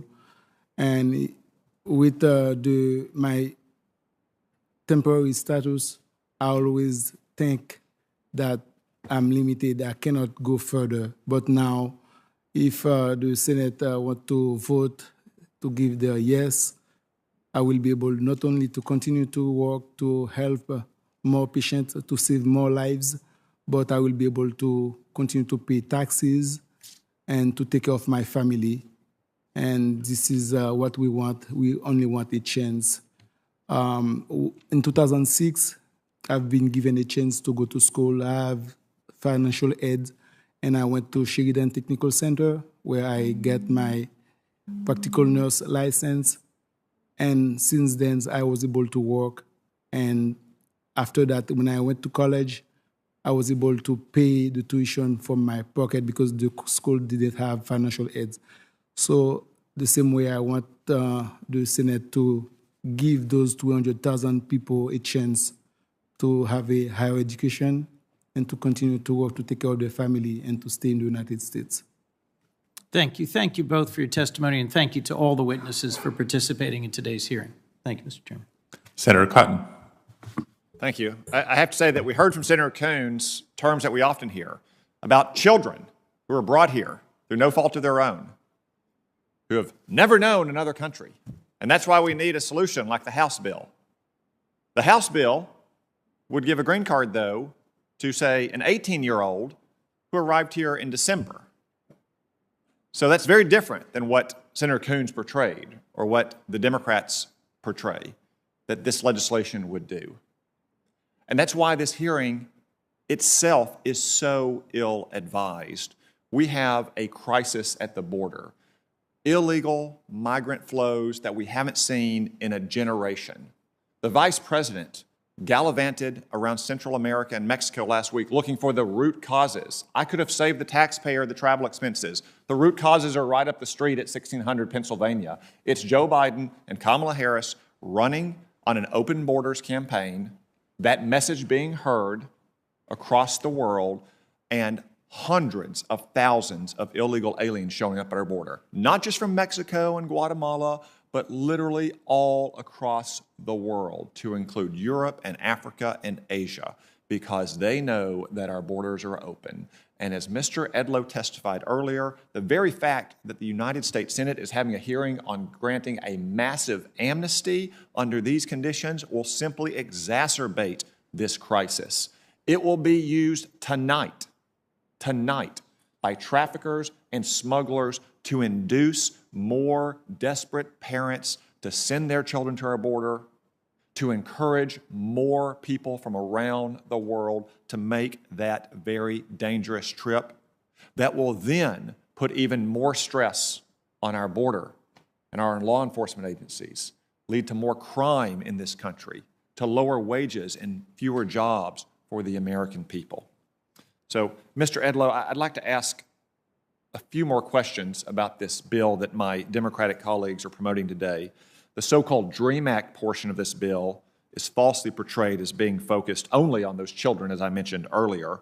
But isn't it true that the bill allows green cards and citizenship for illegal aliens who entered the United States before January 1, 2021, as long as they were under 19? Yes. So in my hypothetical, an 18-year-old shows up at our border on December 31st and gets in. He is just as entitled to a green card under this legislation as some of the witnesses that we have here today and many other of the DACA program recipients who were, in fact, children when they came here and who have, in fact, lived in this country for decades. Seems to me like a very inequitable piece of legislation. Another question, Mr. Edlow. Let me give you another hypothetical. Let's suppose there's a Colombian family of three, a married couple and their 13-year-old adult son who also happens to be a gang member. They heard Joe Biden in the campaign last year. They also began to immigrate here, but they didn't quite make it by December 31st. They arrived in January. So technically, legislation. Isn't it true that all they have to do is find 2 other illegal aliens to attest in a document that they arrived here before January 1, and they also will be eligible for a green card? They can certainly present that as the evidence, the documentary evidence. In your long history of enforcing our nation immigration laws, have you ever known illegal aliens to commit fraud in an effort to stay in our country? Absolutely. When I was in immigration court, all the time. Shocking. I can't believe that people who have risked everything and spent their life savings to come from places, again, not just Mexico, as far afield as Romania and Bangladesh, as have been encountered on our southern border in the last few months, would also be willing to lie on a piece of paper to a federal bureaucrat so they can stay here in this country. Mr. Edlow, isn't it also the case that President Obama's DACA program, even if you include all the expansions, never had more than about 1.5 million people eligible under its terms? As it's already been said here, we had about 650,000 who are currently enrolled in DACA, and then looking at the Migration Policy Institute, they were estimating somewhere around 1.5 to 1.8 million would have been eligible, but that's an estimate. Yeah. And this bill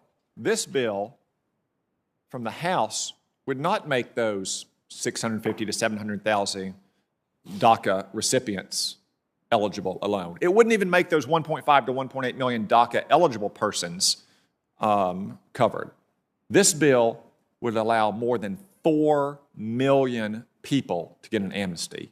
Isn't that correct, Mr. Edlow? That's correct, Senator. And I would also just quickly point out that the second part of the bill dealing with the Promise Act dealing with TPS right now under statute cannot be considered by the United States Senate. Statutory bar under INA 244H requires a supermajority of the Senate to allow any measure that would consider adjustments of status or permanent residency for temporary protective status holders to pass through that supermajority before it can even be considered or brought up on the floor of the Senate. So that part of the bill, in my opinion, can't even be brought up at this point. Thank you, Mr. Edlow. One final point. Ms. Root, I would be remiss if I didn't express my deepest condolences and sympathy for your loss and your family's loss, and my great admiration for your courage in appearing here today and speaking out over the years for all of the thousands of American citizens who have been the victims of illegal alien crime. I'm very sorry. Senator Blumenthal. Thank you, Mr. Chairman, and thank you for holding this hearing. Outside of this building, outside of the bubble that is the United States Congress and its neighborhood, dreamers are wildly popular. And the reason is that they have such a profoundly sympathetic story. It's the American story. As we all know, they were brought here at ages where they made no decision. They had no part in the decision to come here. English is usually the only language they know. America is the only country that they know, and they are part of this great nation, and they make it greater. The more Americans know about dreamers, the more they believe that they should be given a chance at the American dream, which their situation represents. Dreamers and holders of TPS and deferred enforcement are, by and large, really remarkable people, not only for their accomplishments, which are impressive in their own right, but also because they've been able to attain those accomplishments and live day to day in the face of uncertainty and instability. And I have met countless numbers of them that face life with a bravery and strength that is awe-inspiring. I hear incredible stories from dreamers and others all over Connecticut, stories like Evelyn Garcia, a 26-year-old who immigrated to Danbury, Connecticut at the age of 3, grew up undocumented, later received DACA status. Put simply, she embodies the American dream. Evelyn Garcia. 2017, she graduated summa cum laude from Western Connecticut State University with a degree in biology and community health. And thanks to the benefits provided by DACA, Evelyn was able to pursue various rewarding academic and professional experiences, including prestigious fellowships at places like the Yale School of Medicine and the University of Pennsylvania Perelman School of Medicine. After college, she worked at a research lab at Harvard on a family-centered obesity prevention program for low-income immigrant families enrolled in Head Start in the greater Boston area. She's now a full-time student and presidential scholar at the Harvard T.H. Chan School of Public Health, where she studied global health and infectious disease epidemiology. I could go on with other stories, and I have on the floor of the United States Senate, and I will do it again, just as Chairman Durbin has done, because the American Dream and the Promise Act will ensure that Evelyn and millions of others like her have the opportunity to continue their lives and make positive contributions to society here in the United States. And it is beyond me why we would do anything other than welcome Evelyn Garcia and her contemporaries and everyone like her with open arms to the United States. So let me ask you, Director Rodriguez, one thing I've heard from opponents of the Dream and Promise Act is that USCIS is not capable of effectively and safely implementing the legislation. You touch on this issue briefly in your testimony, but I'd like you to elaborate because it is an important issue. As a former director of USCIS, can the agency handle the practical challenge of implementing the American Dream and Promise Act?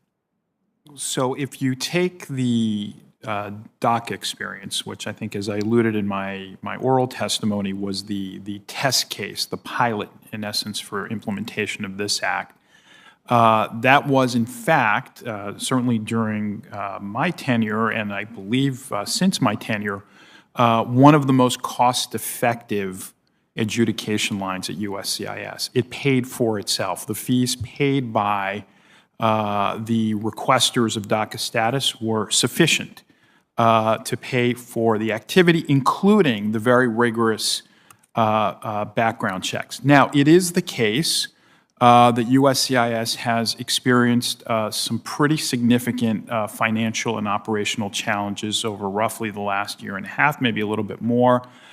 Those do need to be addressed. But I am confident, because I have tremendous confidence in the USCIS workforce, including its career managers, that they can remedy those challenges and be able to meet the challenge of implementing this bill. Senator, may I respond to that? If the chairman allows you to, my time has expired, but please go ahead. As a more recent director of or acting director of USCIS, I do not believe right now, without a significant appropriation, which, as you know, is not something that we typically get at USCIS, and with the ability to have at least a year and a half to hire additional adjudicators and to train those adjudicators to handle these types of applications, the agency would simply not be able to handle it. The backlogs continue to grow. Frankly, there's a front log now that continues to grow. We've got to address that first. USCIS must address that first before it could begin to tackle a new application. And I think at the end of the day, what I hear you saying is that fiscally strangling the USCIS, as the Trump administration did, would have to be reversed. Senator, you and I had conversations when we were having financial issues, and we've gone through why we had those financial issues when I was there, and it was nothing to do with what the Trump administration had done. It was COVID, and then it was other factors that came in, and I was able to successfully salvage that and to prevent a shutdown that would have frankly eviscerated our ability to handle any immigration adjudication. So, we made the progress that we needed to, but we're still, that agency needs it can financially before it can handle something like this. And I just don't think the resources are there in place right now to be able to handle that. And frankly, you're going to see your constituents who are calling you and calling all of you already about long backlog and wait times for adjudications of their petitions. You're going to see that grow exponentially if we add potentially 4.4 million new applications into the pipeline. And as you know, when we spoke, I'm a strong supporter of resources necessary to do the job. And absolutely, you and I had great conversations about this. Yes, Senator, we have blame. I want to look forward, provide the resources necessary to do the job here, because America deserves it. Senator, I'm sorry to interrupt you, but there are other members we want to give a chance to speak, but I want to make one point since we've extended it into this conversation. Mr. Edlow, when you contacted members of the Judiciary Committee on behalf of the USCIS last May, you stated, at least in my office, that a previous Trump administration official made a decision to spend hundreds of millions of dollars from the USCIS rainy day fund at the agency, reducing the rainy day fund from $1 billion to $400 million. And you said you would have not made that same decision if you'd been at the agency at that time. So I wanted to put that in the record as part of the conversation about the funding of this important of this agency. May I respond to that, Senator? I'm going to defer to the other senators who are waiting. Senator Hawley. Thank you, Mr. Chairman. And I'm glad that we have the opportunity today to talk about what is happening on the border and to have a chance to look at and examine what is, I think, a humanitarian crisis. It is a national security crisis. It is a drug crisis. It's also, frankly, a moral crisis. When you see what these cartels are doing on our border, when you see the children being exploited and smuggled for profit by these cartels at the border, when you see the lies that these cartels are telling innocent people to get their money and bring them across the border, and when you see the effects of the drugs that are flowing across this border into every community of my state. I come from the state of Missouri. You can't visit a community in my state that is not, frankly, awash in drugs. From where? From across the border. Our border, it is a state of total crisis, and it is a crisis that is affecting every single person in my state and in this country. And I suggest to you, we have a moral obligation, and this administration has a moral obligation to address the crisis it has created at the border for children, for families, for American citizens. And I'm glad we get to talk about this. You know, the statistics tell the story. I mean, the number of family units crossing the border is up 4,143% from last May. 4,143%. That border crossing is not safe. It is not. The border is not open, and yet the Biden administration has sent the message that it is open, and it has effectively encouraged this illegal smuggling. It has encouraged this exploitation of children. It has encouraged the drug crisis we see with its policies. That's a hard truth, but it is the truth, and the American people are owed the truth. And the moral consequences of these policies have to be confronted and addressed and owned up to. And I'm afraid I can't support the legislation we're considering today because I think it goes in exactly the opposite direction. I think creating new loopholes for illegal immigrants who have criminal records, sending the message that more people ought to come here illegally while devaluing legal immigration is exactly the wrong way to go. So, Mr. Edlow, let me just ask you about some of the details of this bill. It allows individuals to receive permanent residency status regardless of age. It contains no commitments to reduce illegal immigration, no commitments to strengthen our border, and it seems to allow the federal government to waive restrictions on all sorts of criminal violations. Now, you have experience in administering our immigration laws. If we enact this legislation into law, what would be the practical effect of these criminal waiver provisions, for example? Thank you, Senator. So in terms of the criminal waiver provisions, this bill has them in the full discretion of the Secretary to make determinations as to whether those waivers are appropriate and also to whether an individual should be deemed a public safety risk. But there are many exceptions to that. The ultimate effect would be severe crimes, including crimes that are considered aggravated felonies under our immigration laws, crimes of violence and theft offenses, that would carry a year sentence at least, that would not be deemed felonies, or that could potentially not be deemed felonies under this act, because this act defines felonies as a year or more, whereas certain states would, with a year or more, whereas that would only require a year sentence. I'm sorry, let me repeat that, because more than a year, not a year or more, but more than a year. So 366 days, not 365. And that is a huge difference there. Additionally, looking at the DACA provisions from when DACA was initially introduced, there was no felonies or significant misdemeanors, and that is not here either. So pretty much most misdemeanors can be waived, especially if they're aged. Old misdemeanors, 1 or within 5 years, or 2 within 10 years, can be waived, and that does have serious consequences in terms of the types of crime that we could see people then getting this done. Now, Senator, if I may, I think I misspoke briefly when I was answering Senator Grassley's questions about the DACA eligibility versus this. I said that the DACA enrollees had to be here by June of 2012. I misspoke. It was June of 2007 they have to be here, and they have to be under 31 in 2012. So I just wanted to correct that for the record. Thanks for that. Back to the criminal violations, the waiver restrictions. Am I right in thinking the bottom line here that very serious criminal offenders could find a way under this legislation to obtain lawful residency status? Well, I absolutely think so. And even if the waiver doesn't apply to them, the waivers are broad, but even if the waiver doesn't apply to them, the definition of expungement under this act, which would allow any expungement for any reason or any vacature of any reason to be the basis to allow consideration under this bill, would create a real problem. And that's very contrary to our understanding of immigration law, to the precedent that we have in certain matters that have been decided before the Board of Immigration Appeals. Well, thank you for that. My time has expired. I just want to say in closing that I think what today's hearing and this legislation betrays is a pretty fundamental difference of opinion between us on these sides of the aisle about what our immigration system is about and should be trying to do. And I'll just say, Mr. Chairman, from my point of view, the reason I can't support this legislation is I think the point of our immigration system should be to encourage and facilitate legal, lawful immigration, should be to protect the American people, to prioritize American workers and American families, and to secure and protect our border. And I think this does exactly the opposite. Thank you, Mr. Chairman. Senator Hirono. Thank you, Mr. Chairman.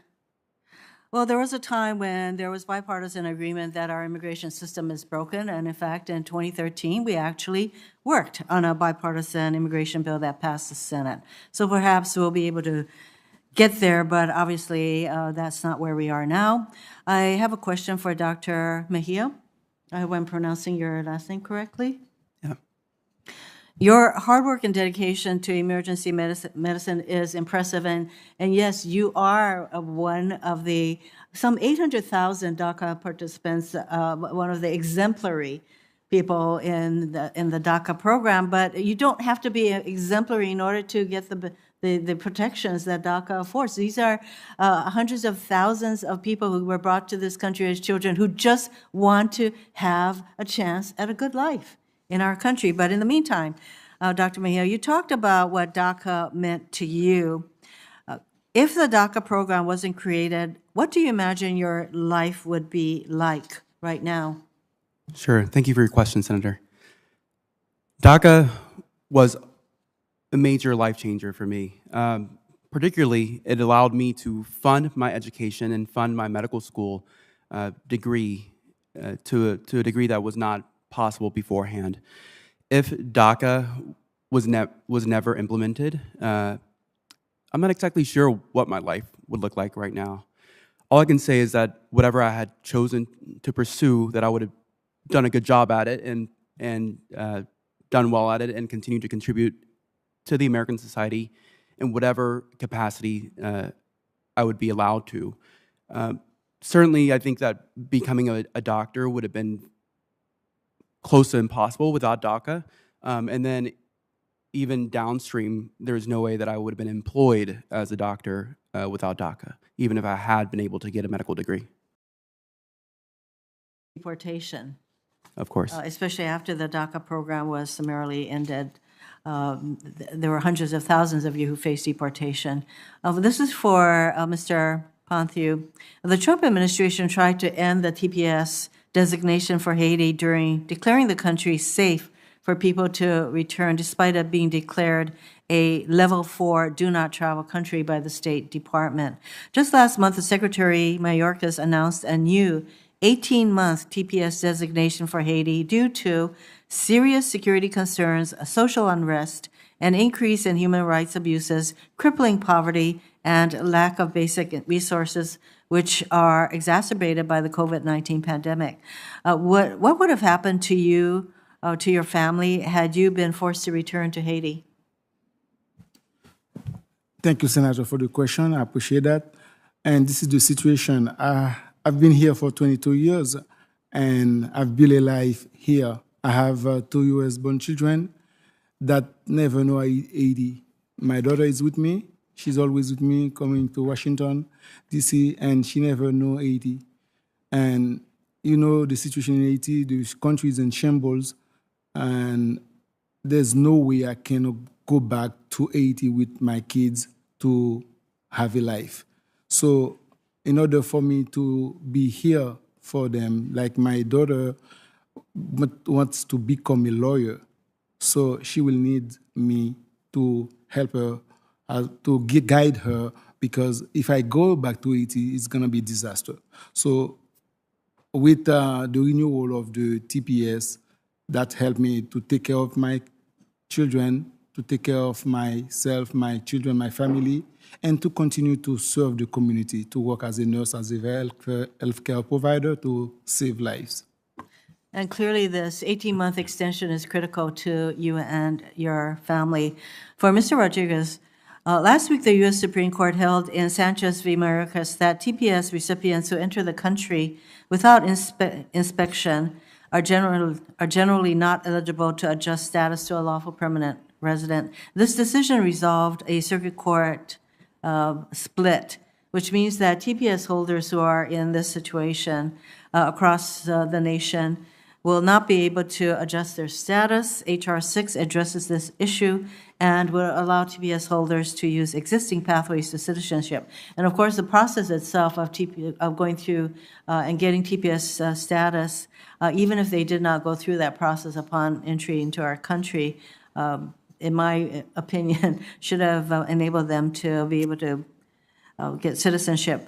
But some argue that TPS was always meant to be temporary. Can you talk about why it's important to give these TPS holders a path to a permanent status? I think as I mentioned in my written testimony, many TPS recipients, when they first requested TPS, never imagined that the conditions that would enable them to return safely to their country would not come to pass, that years and years would pass before that was a realistic possibility. In that time, careers have been launched, families have been built, homes have been bought, contributions have been made to our economy. Very similar to the Dreamers, they are now part of the fabric of our society. And so I do believe that it makes sense. And I don't think, by the way, that the few circuits that were permitting adjustment based on TPS ended up having that much impact, because you still had to be qualified for a green card, either through marriage or through some other path. So there really weren't that many people who were able to take advantage of that construct. So I do think that what this bill is doing with TPS recipients is necessary. Thank you, Mr. Chairman. Senator Kennedy. Mr. Edlow, I'm pleased we're having this hearing today, but it just seems to me the timing is bad. The house is on fire, and we're discussing new tires for the tire truck. Does a tire truck need good tires? Sure. Is that important? Of course. But not when the house is on fire. I want to talk about the house fire. I've been to the border. 45? Okay, never mind. I'll go. I used to have a beagle. His name was Roger. I loved Roger. I cried like a baby when he died. But Roger, like most beagles, was incorrigible. About every third day, he'd run away. And eventually he'd come home, and he liked to collect roadkill. And he'd bring that roadkill into my backyard and hide it under my back porch. And the border enforcement that I've seen looks like some of the roadkill that Roger kept hidden under my back porch. Why are we having a crisis now at the border in 1 minute? It's the administration policies that we've seen since the first day after inauguration, with the first executive order to halt deportations, with executive action to destroy, I'm sorry, not executive order, but executive order to make things easier for immigration, with the Department of Homeland Security halting deportations, with ICE guidance to return to prosecutorial discretion where only certain types of offenses can be prosecuted, can be enforced and can be put into immigration court or set for removal, where we ignore the fact that there are over 1 million people in this country with final orders of removal, none of which seem to be a priority for. Mr. Edlow, let me interrupt you. I apologize. If we had the same policies in place today that we had on December 31st, 2020, in your considered judgment, would we be having this crisis? No. Did the Biden administration strike that? Let me try it another way. Did you meet with representatives of the Biden administration to talk about border security? I can tell you that I had at least one meeting with the transition team, with Or Jadou, who was running the transition team, and I know that team met with many people at USCIS, every different department at USCIS, and same with other agencies within DHS. Did the people, the good people on the Biden transition team express an interest in changing border policy? I don't, based on my conversation with them, Senator, no. It was more just trying to understand what was going on and where things. Well, did you and your colleagues explain to them what would happen if we changed border policy? I did not, and that was not the questions that were being asked to me, but I know that others within the department did have that frank conversation with those team members. So the members of the Biden transition team knew if they changed the border policies, we would have a crisis. I think any change in border policy that is so extreme would result in this, and I think they had to have known that. But they did it anyway. Correct. Especially the withdrawal and the ending of the MPP, Migrant Protection Protocols. Why do you think they did it if they knew there was going to be a crisis? If they knew that people from all over the world were going to be able to walk into our country, we don't have the slightest idea who they are. Why do you think they would allow that to happen? It could be several reasons. It could have been a tactic, a political tactic, to then come back and try to fix the border themselves. It could have also been the what we've seen time and time again, that Trump equals bad. So anything that the president would have done, the former president would have done, had to be overturned, no matter how successful and how important it was in maintaining order at the border. And that's what I see this as. President Trump did a phenomenal job of giving the right people the keys to make sure that we could address the crisis along the border, that we could make sure that enforcement was where it needed to be. And unfortunately, that was just derailed on January 20th. Thank you, Mr. Chairman. Colleagues, in order of questioning here, it's my opportunity to ask a few questions before recognizing the next senator. I want to begin by commenting on what I thought was an original analogy of the House being on fire, but sadly we've heard it previously in the meeting of the Judiciary Subcommittee on Immigration. At the time, it was when the House is on fire, it's not time to start painting the It's not time to buy tires for a truck. When I think the reality is when the house is on fire, let's not forget the people who are inside the house, including people inside the house who may be risking their own lives to save life and property, if we want to have that analogy. But let's get back to the actual topic of today's hearing. When the Deferred Action for Childhood Arrivals, or the DACA program, was first announced by President Obama 9 years ago today, he said that the program was not a path to citizenship or a permanent fix. It was a temporary stopgap, but would provide some relief and hope to talented young people while Congress would work on the permanent fix. DACA was rescinded by President Trump in 2017 and has been litigated in the courts for years. So far, has been largely upheld by the federal courts. Those are the facts. So my first question is for Mr. Rodriguez. You were part of the Obama administration when DACA was announced.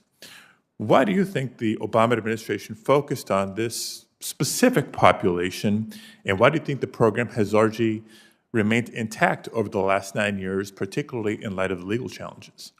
Yeah, I think members actually in this committee on both sides have alluded to the reason, and that is that it is a population that is viewed as blameless. They came here by whatever different means as children.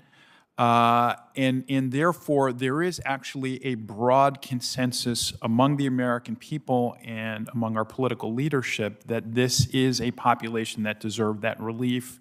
And for that reason, this was meant as a stopgap in two ways, actually, Senator. One is a stopgap for the DACA recipients themselves, but also as a stopgap in terms of addressing this population first, not saying that this would be the only population that would benefit from relief. Thank you.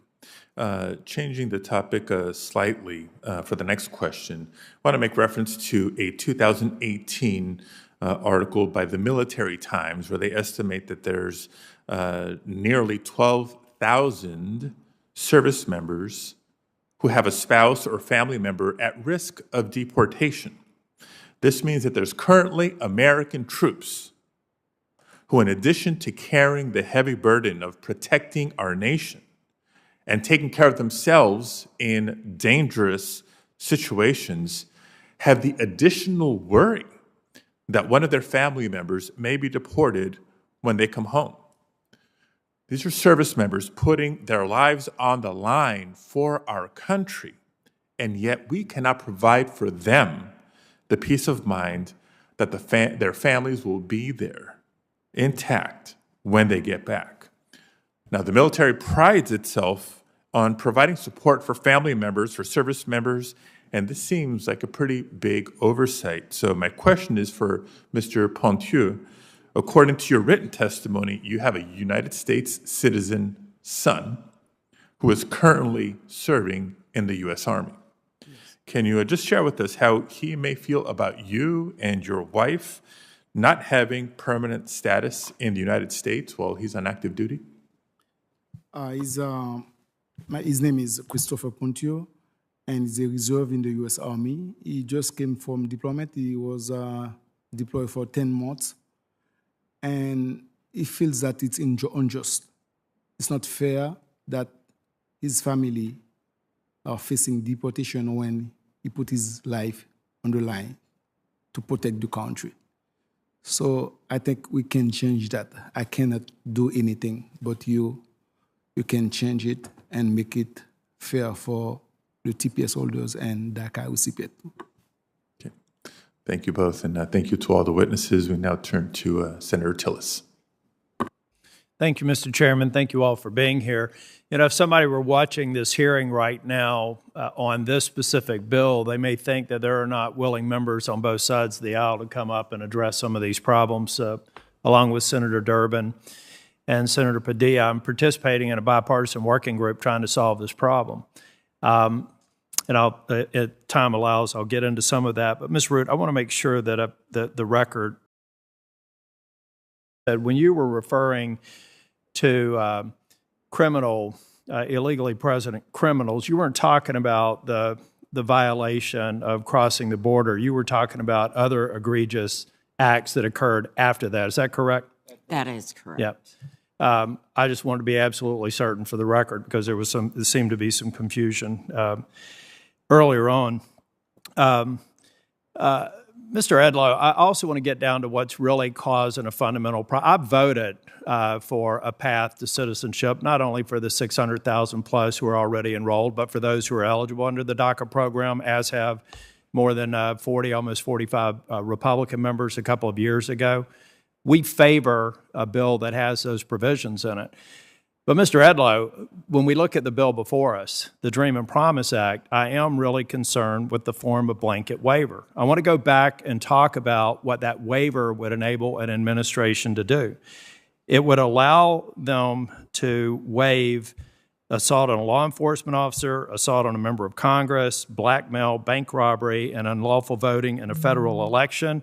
It would allow them to issue a waiver for persons who have violated state law that include assault, child abuse, child molestation, prostitution, certain weapons possession offenses, burglary, theft, sex abuse, sexual misconduct, public lewdness, and perjury, and gang membership. Because I've heard other people say, no, that waiver's not really in there. Am I misreading Section 3 of this bill? I don't believe you are, Senator. That waiver is in there, and all of those crimes potentially could be waived. Yeah, that's the concern. Because if you remove that, then you change the population and you get it back to the exemplary models that we have right here. Mr. Braun, too, I've got a certain affinity for nurses. My daughter, who was pregnant with my second grandchild, was on the front lines last year before she had our baby, my grandbaby, back in August. When you, in your opening testimony, talked about permanence, are you asking for an amnesty or citizenship, or just some permanence and maybe some path in the future to where if you chose to pursue citizenship, you would have it? Are you just looking for permanence, not worrying about in any given day your temporary status could be removed?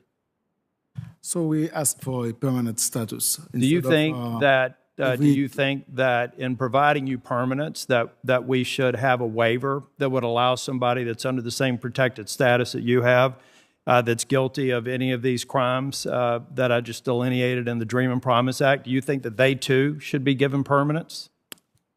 I don't want to go there, but there's a Justice Department to do his job. I think they should do their job, but as for me and most of the TPS recipients, we are not criminals. You deserve it, and you and your family deserve it. And thank you, Senator. I also thank your son for his service. There's over 820 people who are DACA eligible who are serving in the military. They deserve some permanence as well. Mr. Rodriguez, I have to say, you know how Congress works, and I have to say that we can't turn a blind eye towards the crisis at the border and only solve the permanence problem that some of the witnesses have legitimately testified here today. Vice President Harris has made a pledge of $130 million to Mexico to try and work on some of the systemic problems in Mexico to reduce future flows. That's roughly $1 per Mexican citizen. Every 9 days, the cartels make about $130 million through human trafficking across the border. Those same cartels are responsible for abandoning people on this side of the border. Over 7,000 life-saving rescues have occurred this year. And why are they doing that? Because then they can get the 300 or 400. This is something that's very important for those of y'all that we're trying to get to a good outcome. 300 or 400 gotaways, people who are trying to evade Border Patrol to get into this country. Thousands come in, 180,000 last month. They submit themselves to Border Patrol because they want to be processed. They know how the policy is going to favor them. They'll be released. But what do you think those 300 or 400, where the cartels set a pick, they send these children, men, women, and children over to engage Border Patrol so they can have 300 or 400 people cross this border every single day evading arrest? Do you really think that they're likely to become a doctor or a nurse? Or are they likely coming here because they themselves are already criminals in their country of origin? 300 to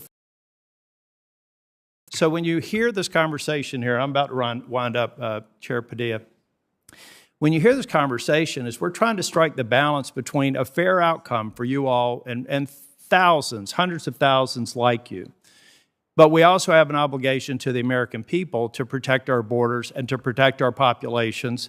And Ms. Root, I also want to mention, I'm on Sarah's Law. I'm a co-sponsor on that bill. We have an obligation to protect this nation because one of the reasons why people are fleeing here is they know when they get here they'll be protected. But if we continue to erode public safety, we can't do what is one of the most important things we can do as members of Congress. And I hope that we continue to work on a bipartisan basis to provide you all with some permanency, to reward you for your exemplary behavior, but at the same time understand our obligation to protect this country and to defend its borders. Thank you, Mr. Chair. Thank you. Senator Blackburn. Thank you, Mr. Chairman, and thank you to each of you for being here today. I appreciate your time. And I want to start with one question. It's a yes or no, so we'll just go right down the list. And is it Dr. Burnell? And you have a Memphis tie, and I appreciate knowing that. But here's my question to each of you. Do you support the rule of law in this country? Yes or no? Dr. Burnell, I'll start with you. Yes. Yes. Mr. Rodriguez? Yes. Thank you. You know, we're here because we all support the rule of law. But what is frustrating, and you've heard it from my colleagues, there are hundreds of thousands of people that have come across our southern border since President Biden raised his hand and took the oath of office. There was 183,000 alone in the month of May. And this is not right. And those are individuals who are choosing to evade the rule of law. Because there is a right way and a wrong way to come to this country. And why in the world would we make any decision that encourages people to evade U.S. law? And so another yes or no. And Dr. Burnell, starting with you, should we as elected officials encourage people to break the rule of law in this country? Yes or no? To simply answer your question, I would say no. Yes or no? Yes or no? No. Okay. No, Senator. No, but I think it's a far more complex question that deserves a far more elaborated answer. No. Okay. See, and I agree with that. We should not take actions that are going to encourage people around the rule of law. Ms. Root, I want to come to you. My heart breaks for you. It honestly does. As a mom and a grandmother, I can only imagine the heartbreak you experience every single day. So it was Mr. Mejia. Okay, there was a warrant out for his arrest prior to the accident, right? Correct. And do you remember what the warrant was regarding? Failure to appear was what the warrant was for. Okay. And how many days did he spend in jail after killing your daughter? I want to say he was in jail 5 days, maybe, when he posted bond and fled. And what was that bond amount? It was $50,000, and he paid 10%, which was $5,000. So, in other words, this is a guy who has a warrant out. Did he have a criminal record? Prior misdemeanors. Okay. So a criminal record, there is a warrant, an outstanding warrant for his arrest, and he's in jail for 5 days and pays $5,000, and he's gone, and your daughter is still dead. Correct. That's right. Never coming home. No. No. And you Separated said in your permanently. testimony that she was a dreamer. Yes. That she had dreams. She did. Give me a couple of things that she wanted to do. Well, like I said, she was going to go on for her master's. with a 4.0 in criminal investigations. And she had dreamed to, again, become a wife, have children, get her master's. Her telling what else she would have done that was cut too short, I'll never know. That was her version of the American dream. Correct. And it all ended. Yes. Because someone who was illegally in the country, who had prior convictions with an outstanding warrant, took your daughter's life. That is correct. That to me is absolutely heartbreaking. In fiscal year 2020, ICE said that they account for 103,603 arrests. 90% of these illegal immigrants that were arrested, the 103,603, they had criminal convictions or pending criminal charges at the time of the arrest. This is why we are very concerned about this issue. I've spent a good bit of time talking to angel moms and to angel families and hearing their concerns about what has happened since the DACA program. And as Senator Cornyn mentioned to you all, this is something that was not legislative action. Mr. Chairman, I'll finish in just a second. This is an action, an executive memo. This is a program that got stood up on executive memo by President Obama. And, you know, while we know that there has been a push to find a way for people such as yourself, Dr. Brunel, to find a way to be legally recognized, we also know that any kind of blanket amnesty with a wide net would involve so many people who have come to this country with ill intent or with criminal convictions and have cut the lives of many American citizens short and deprived them and their families of the right to pursue their version of the American dream. I yield.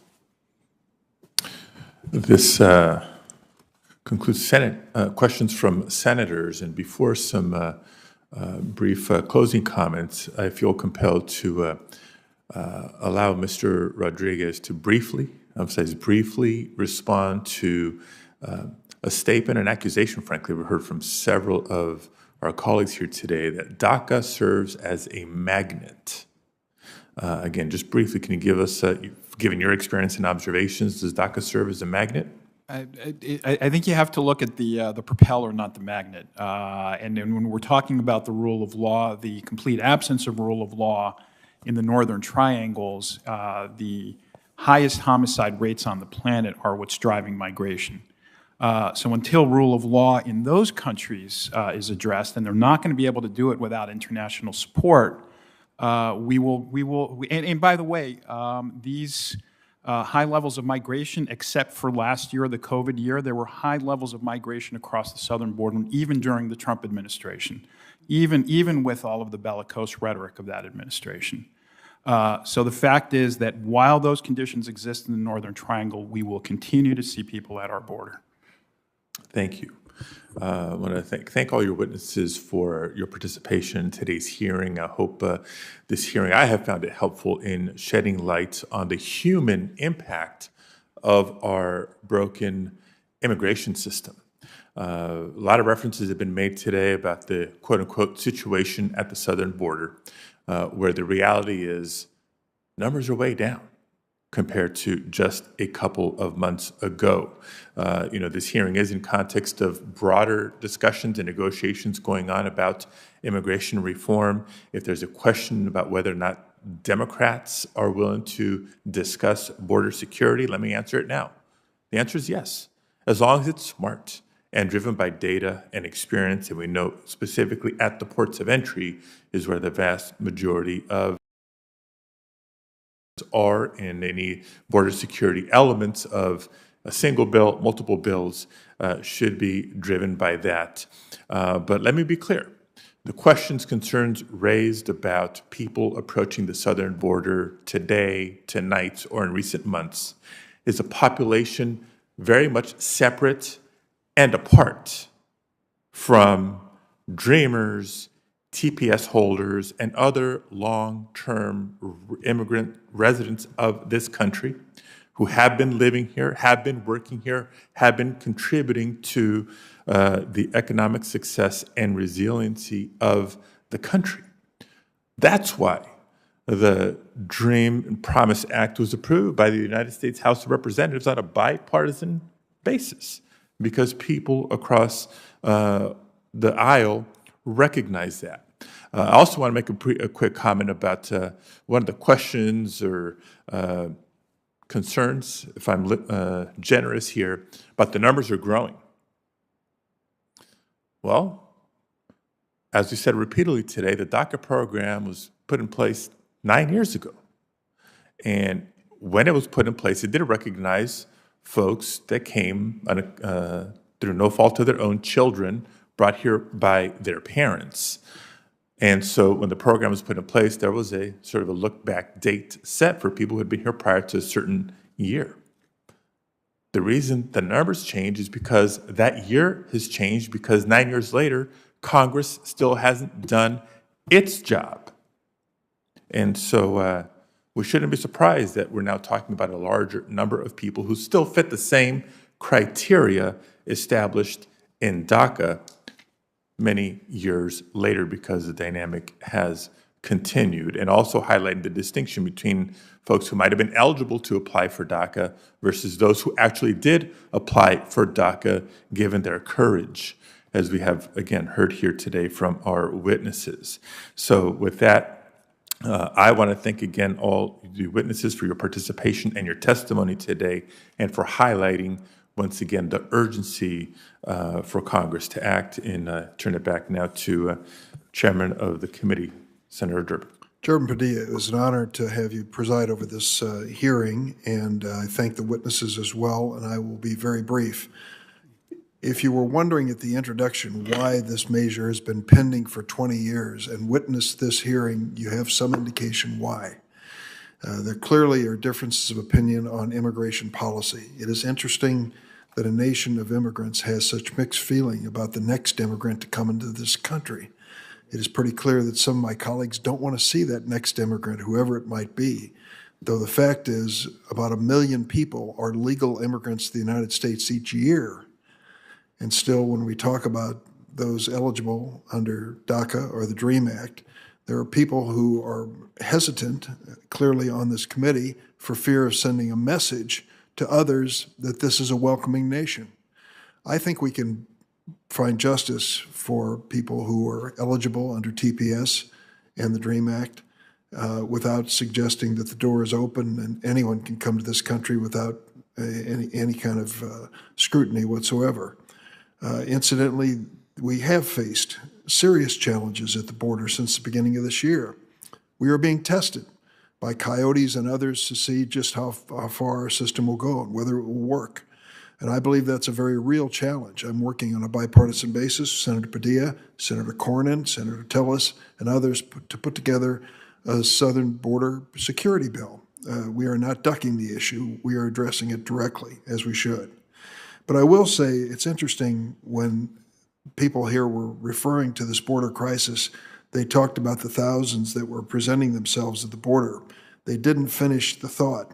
74% of the individuals encountered at the border have been expelled. 74% have been expelled of the people who come to the border. So the Biden administration is up against large numbers, but they are clearly not welcoming and opening the door to everyone who presents themselves in this situation.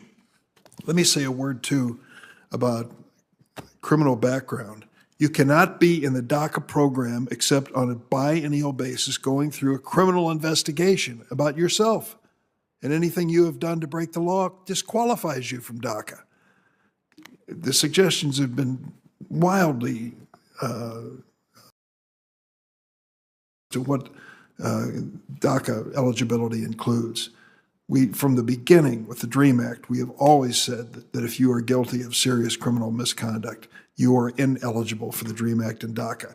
The definition has changed over the years, but for the bill that's before us now, H.R. 6, the so-called waivers that we've heard over and over again, the testimony back and forth, I commend to my colleagues the section, it's waivers for certain misdemeanors, not felonies. And in terms of the inability of one of our witnesses to figure out what a felony offense might be, I refer him to the definition section of the same bill that defines the term felony offense. It's already there. So we're going to be serious about this. If we can make this the law of the land, it's going to be clearly with the intention to make sure that our national security is never compromised, and secondly, to make sure that we have opportunities, not for people to sell drugs in this country, but for people like Dr. Purnell to prescribe them to save the lives of Americans, and Mr. Pontieu, and your work as well. And I also want to make a point, it's been made a couple times, it should be made again. Your son tells the story better than any testimony that can be given. The fact that he came as your son, an American citizen now, and turned quickly to volunteer for this country tells a great story of what we're here for today. We clearly have challenges and many more to come, but we know that we have work to be done.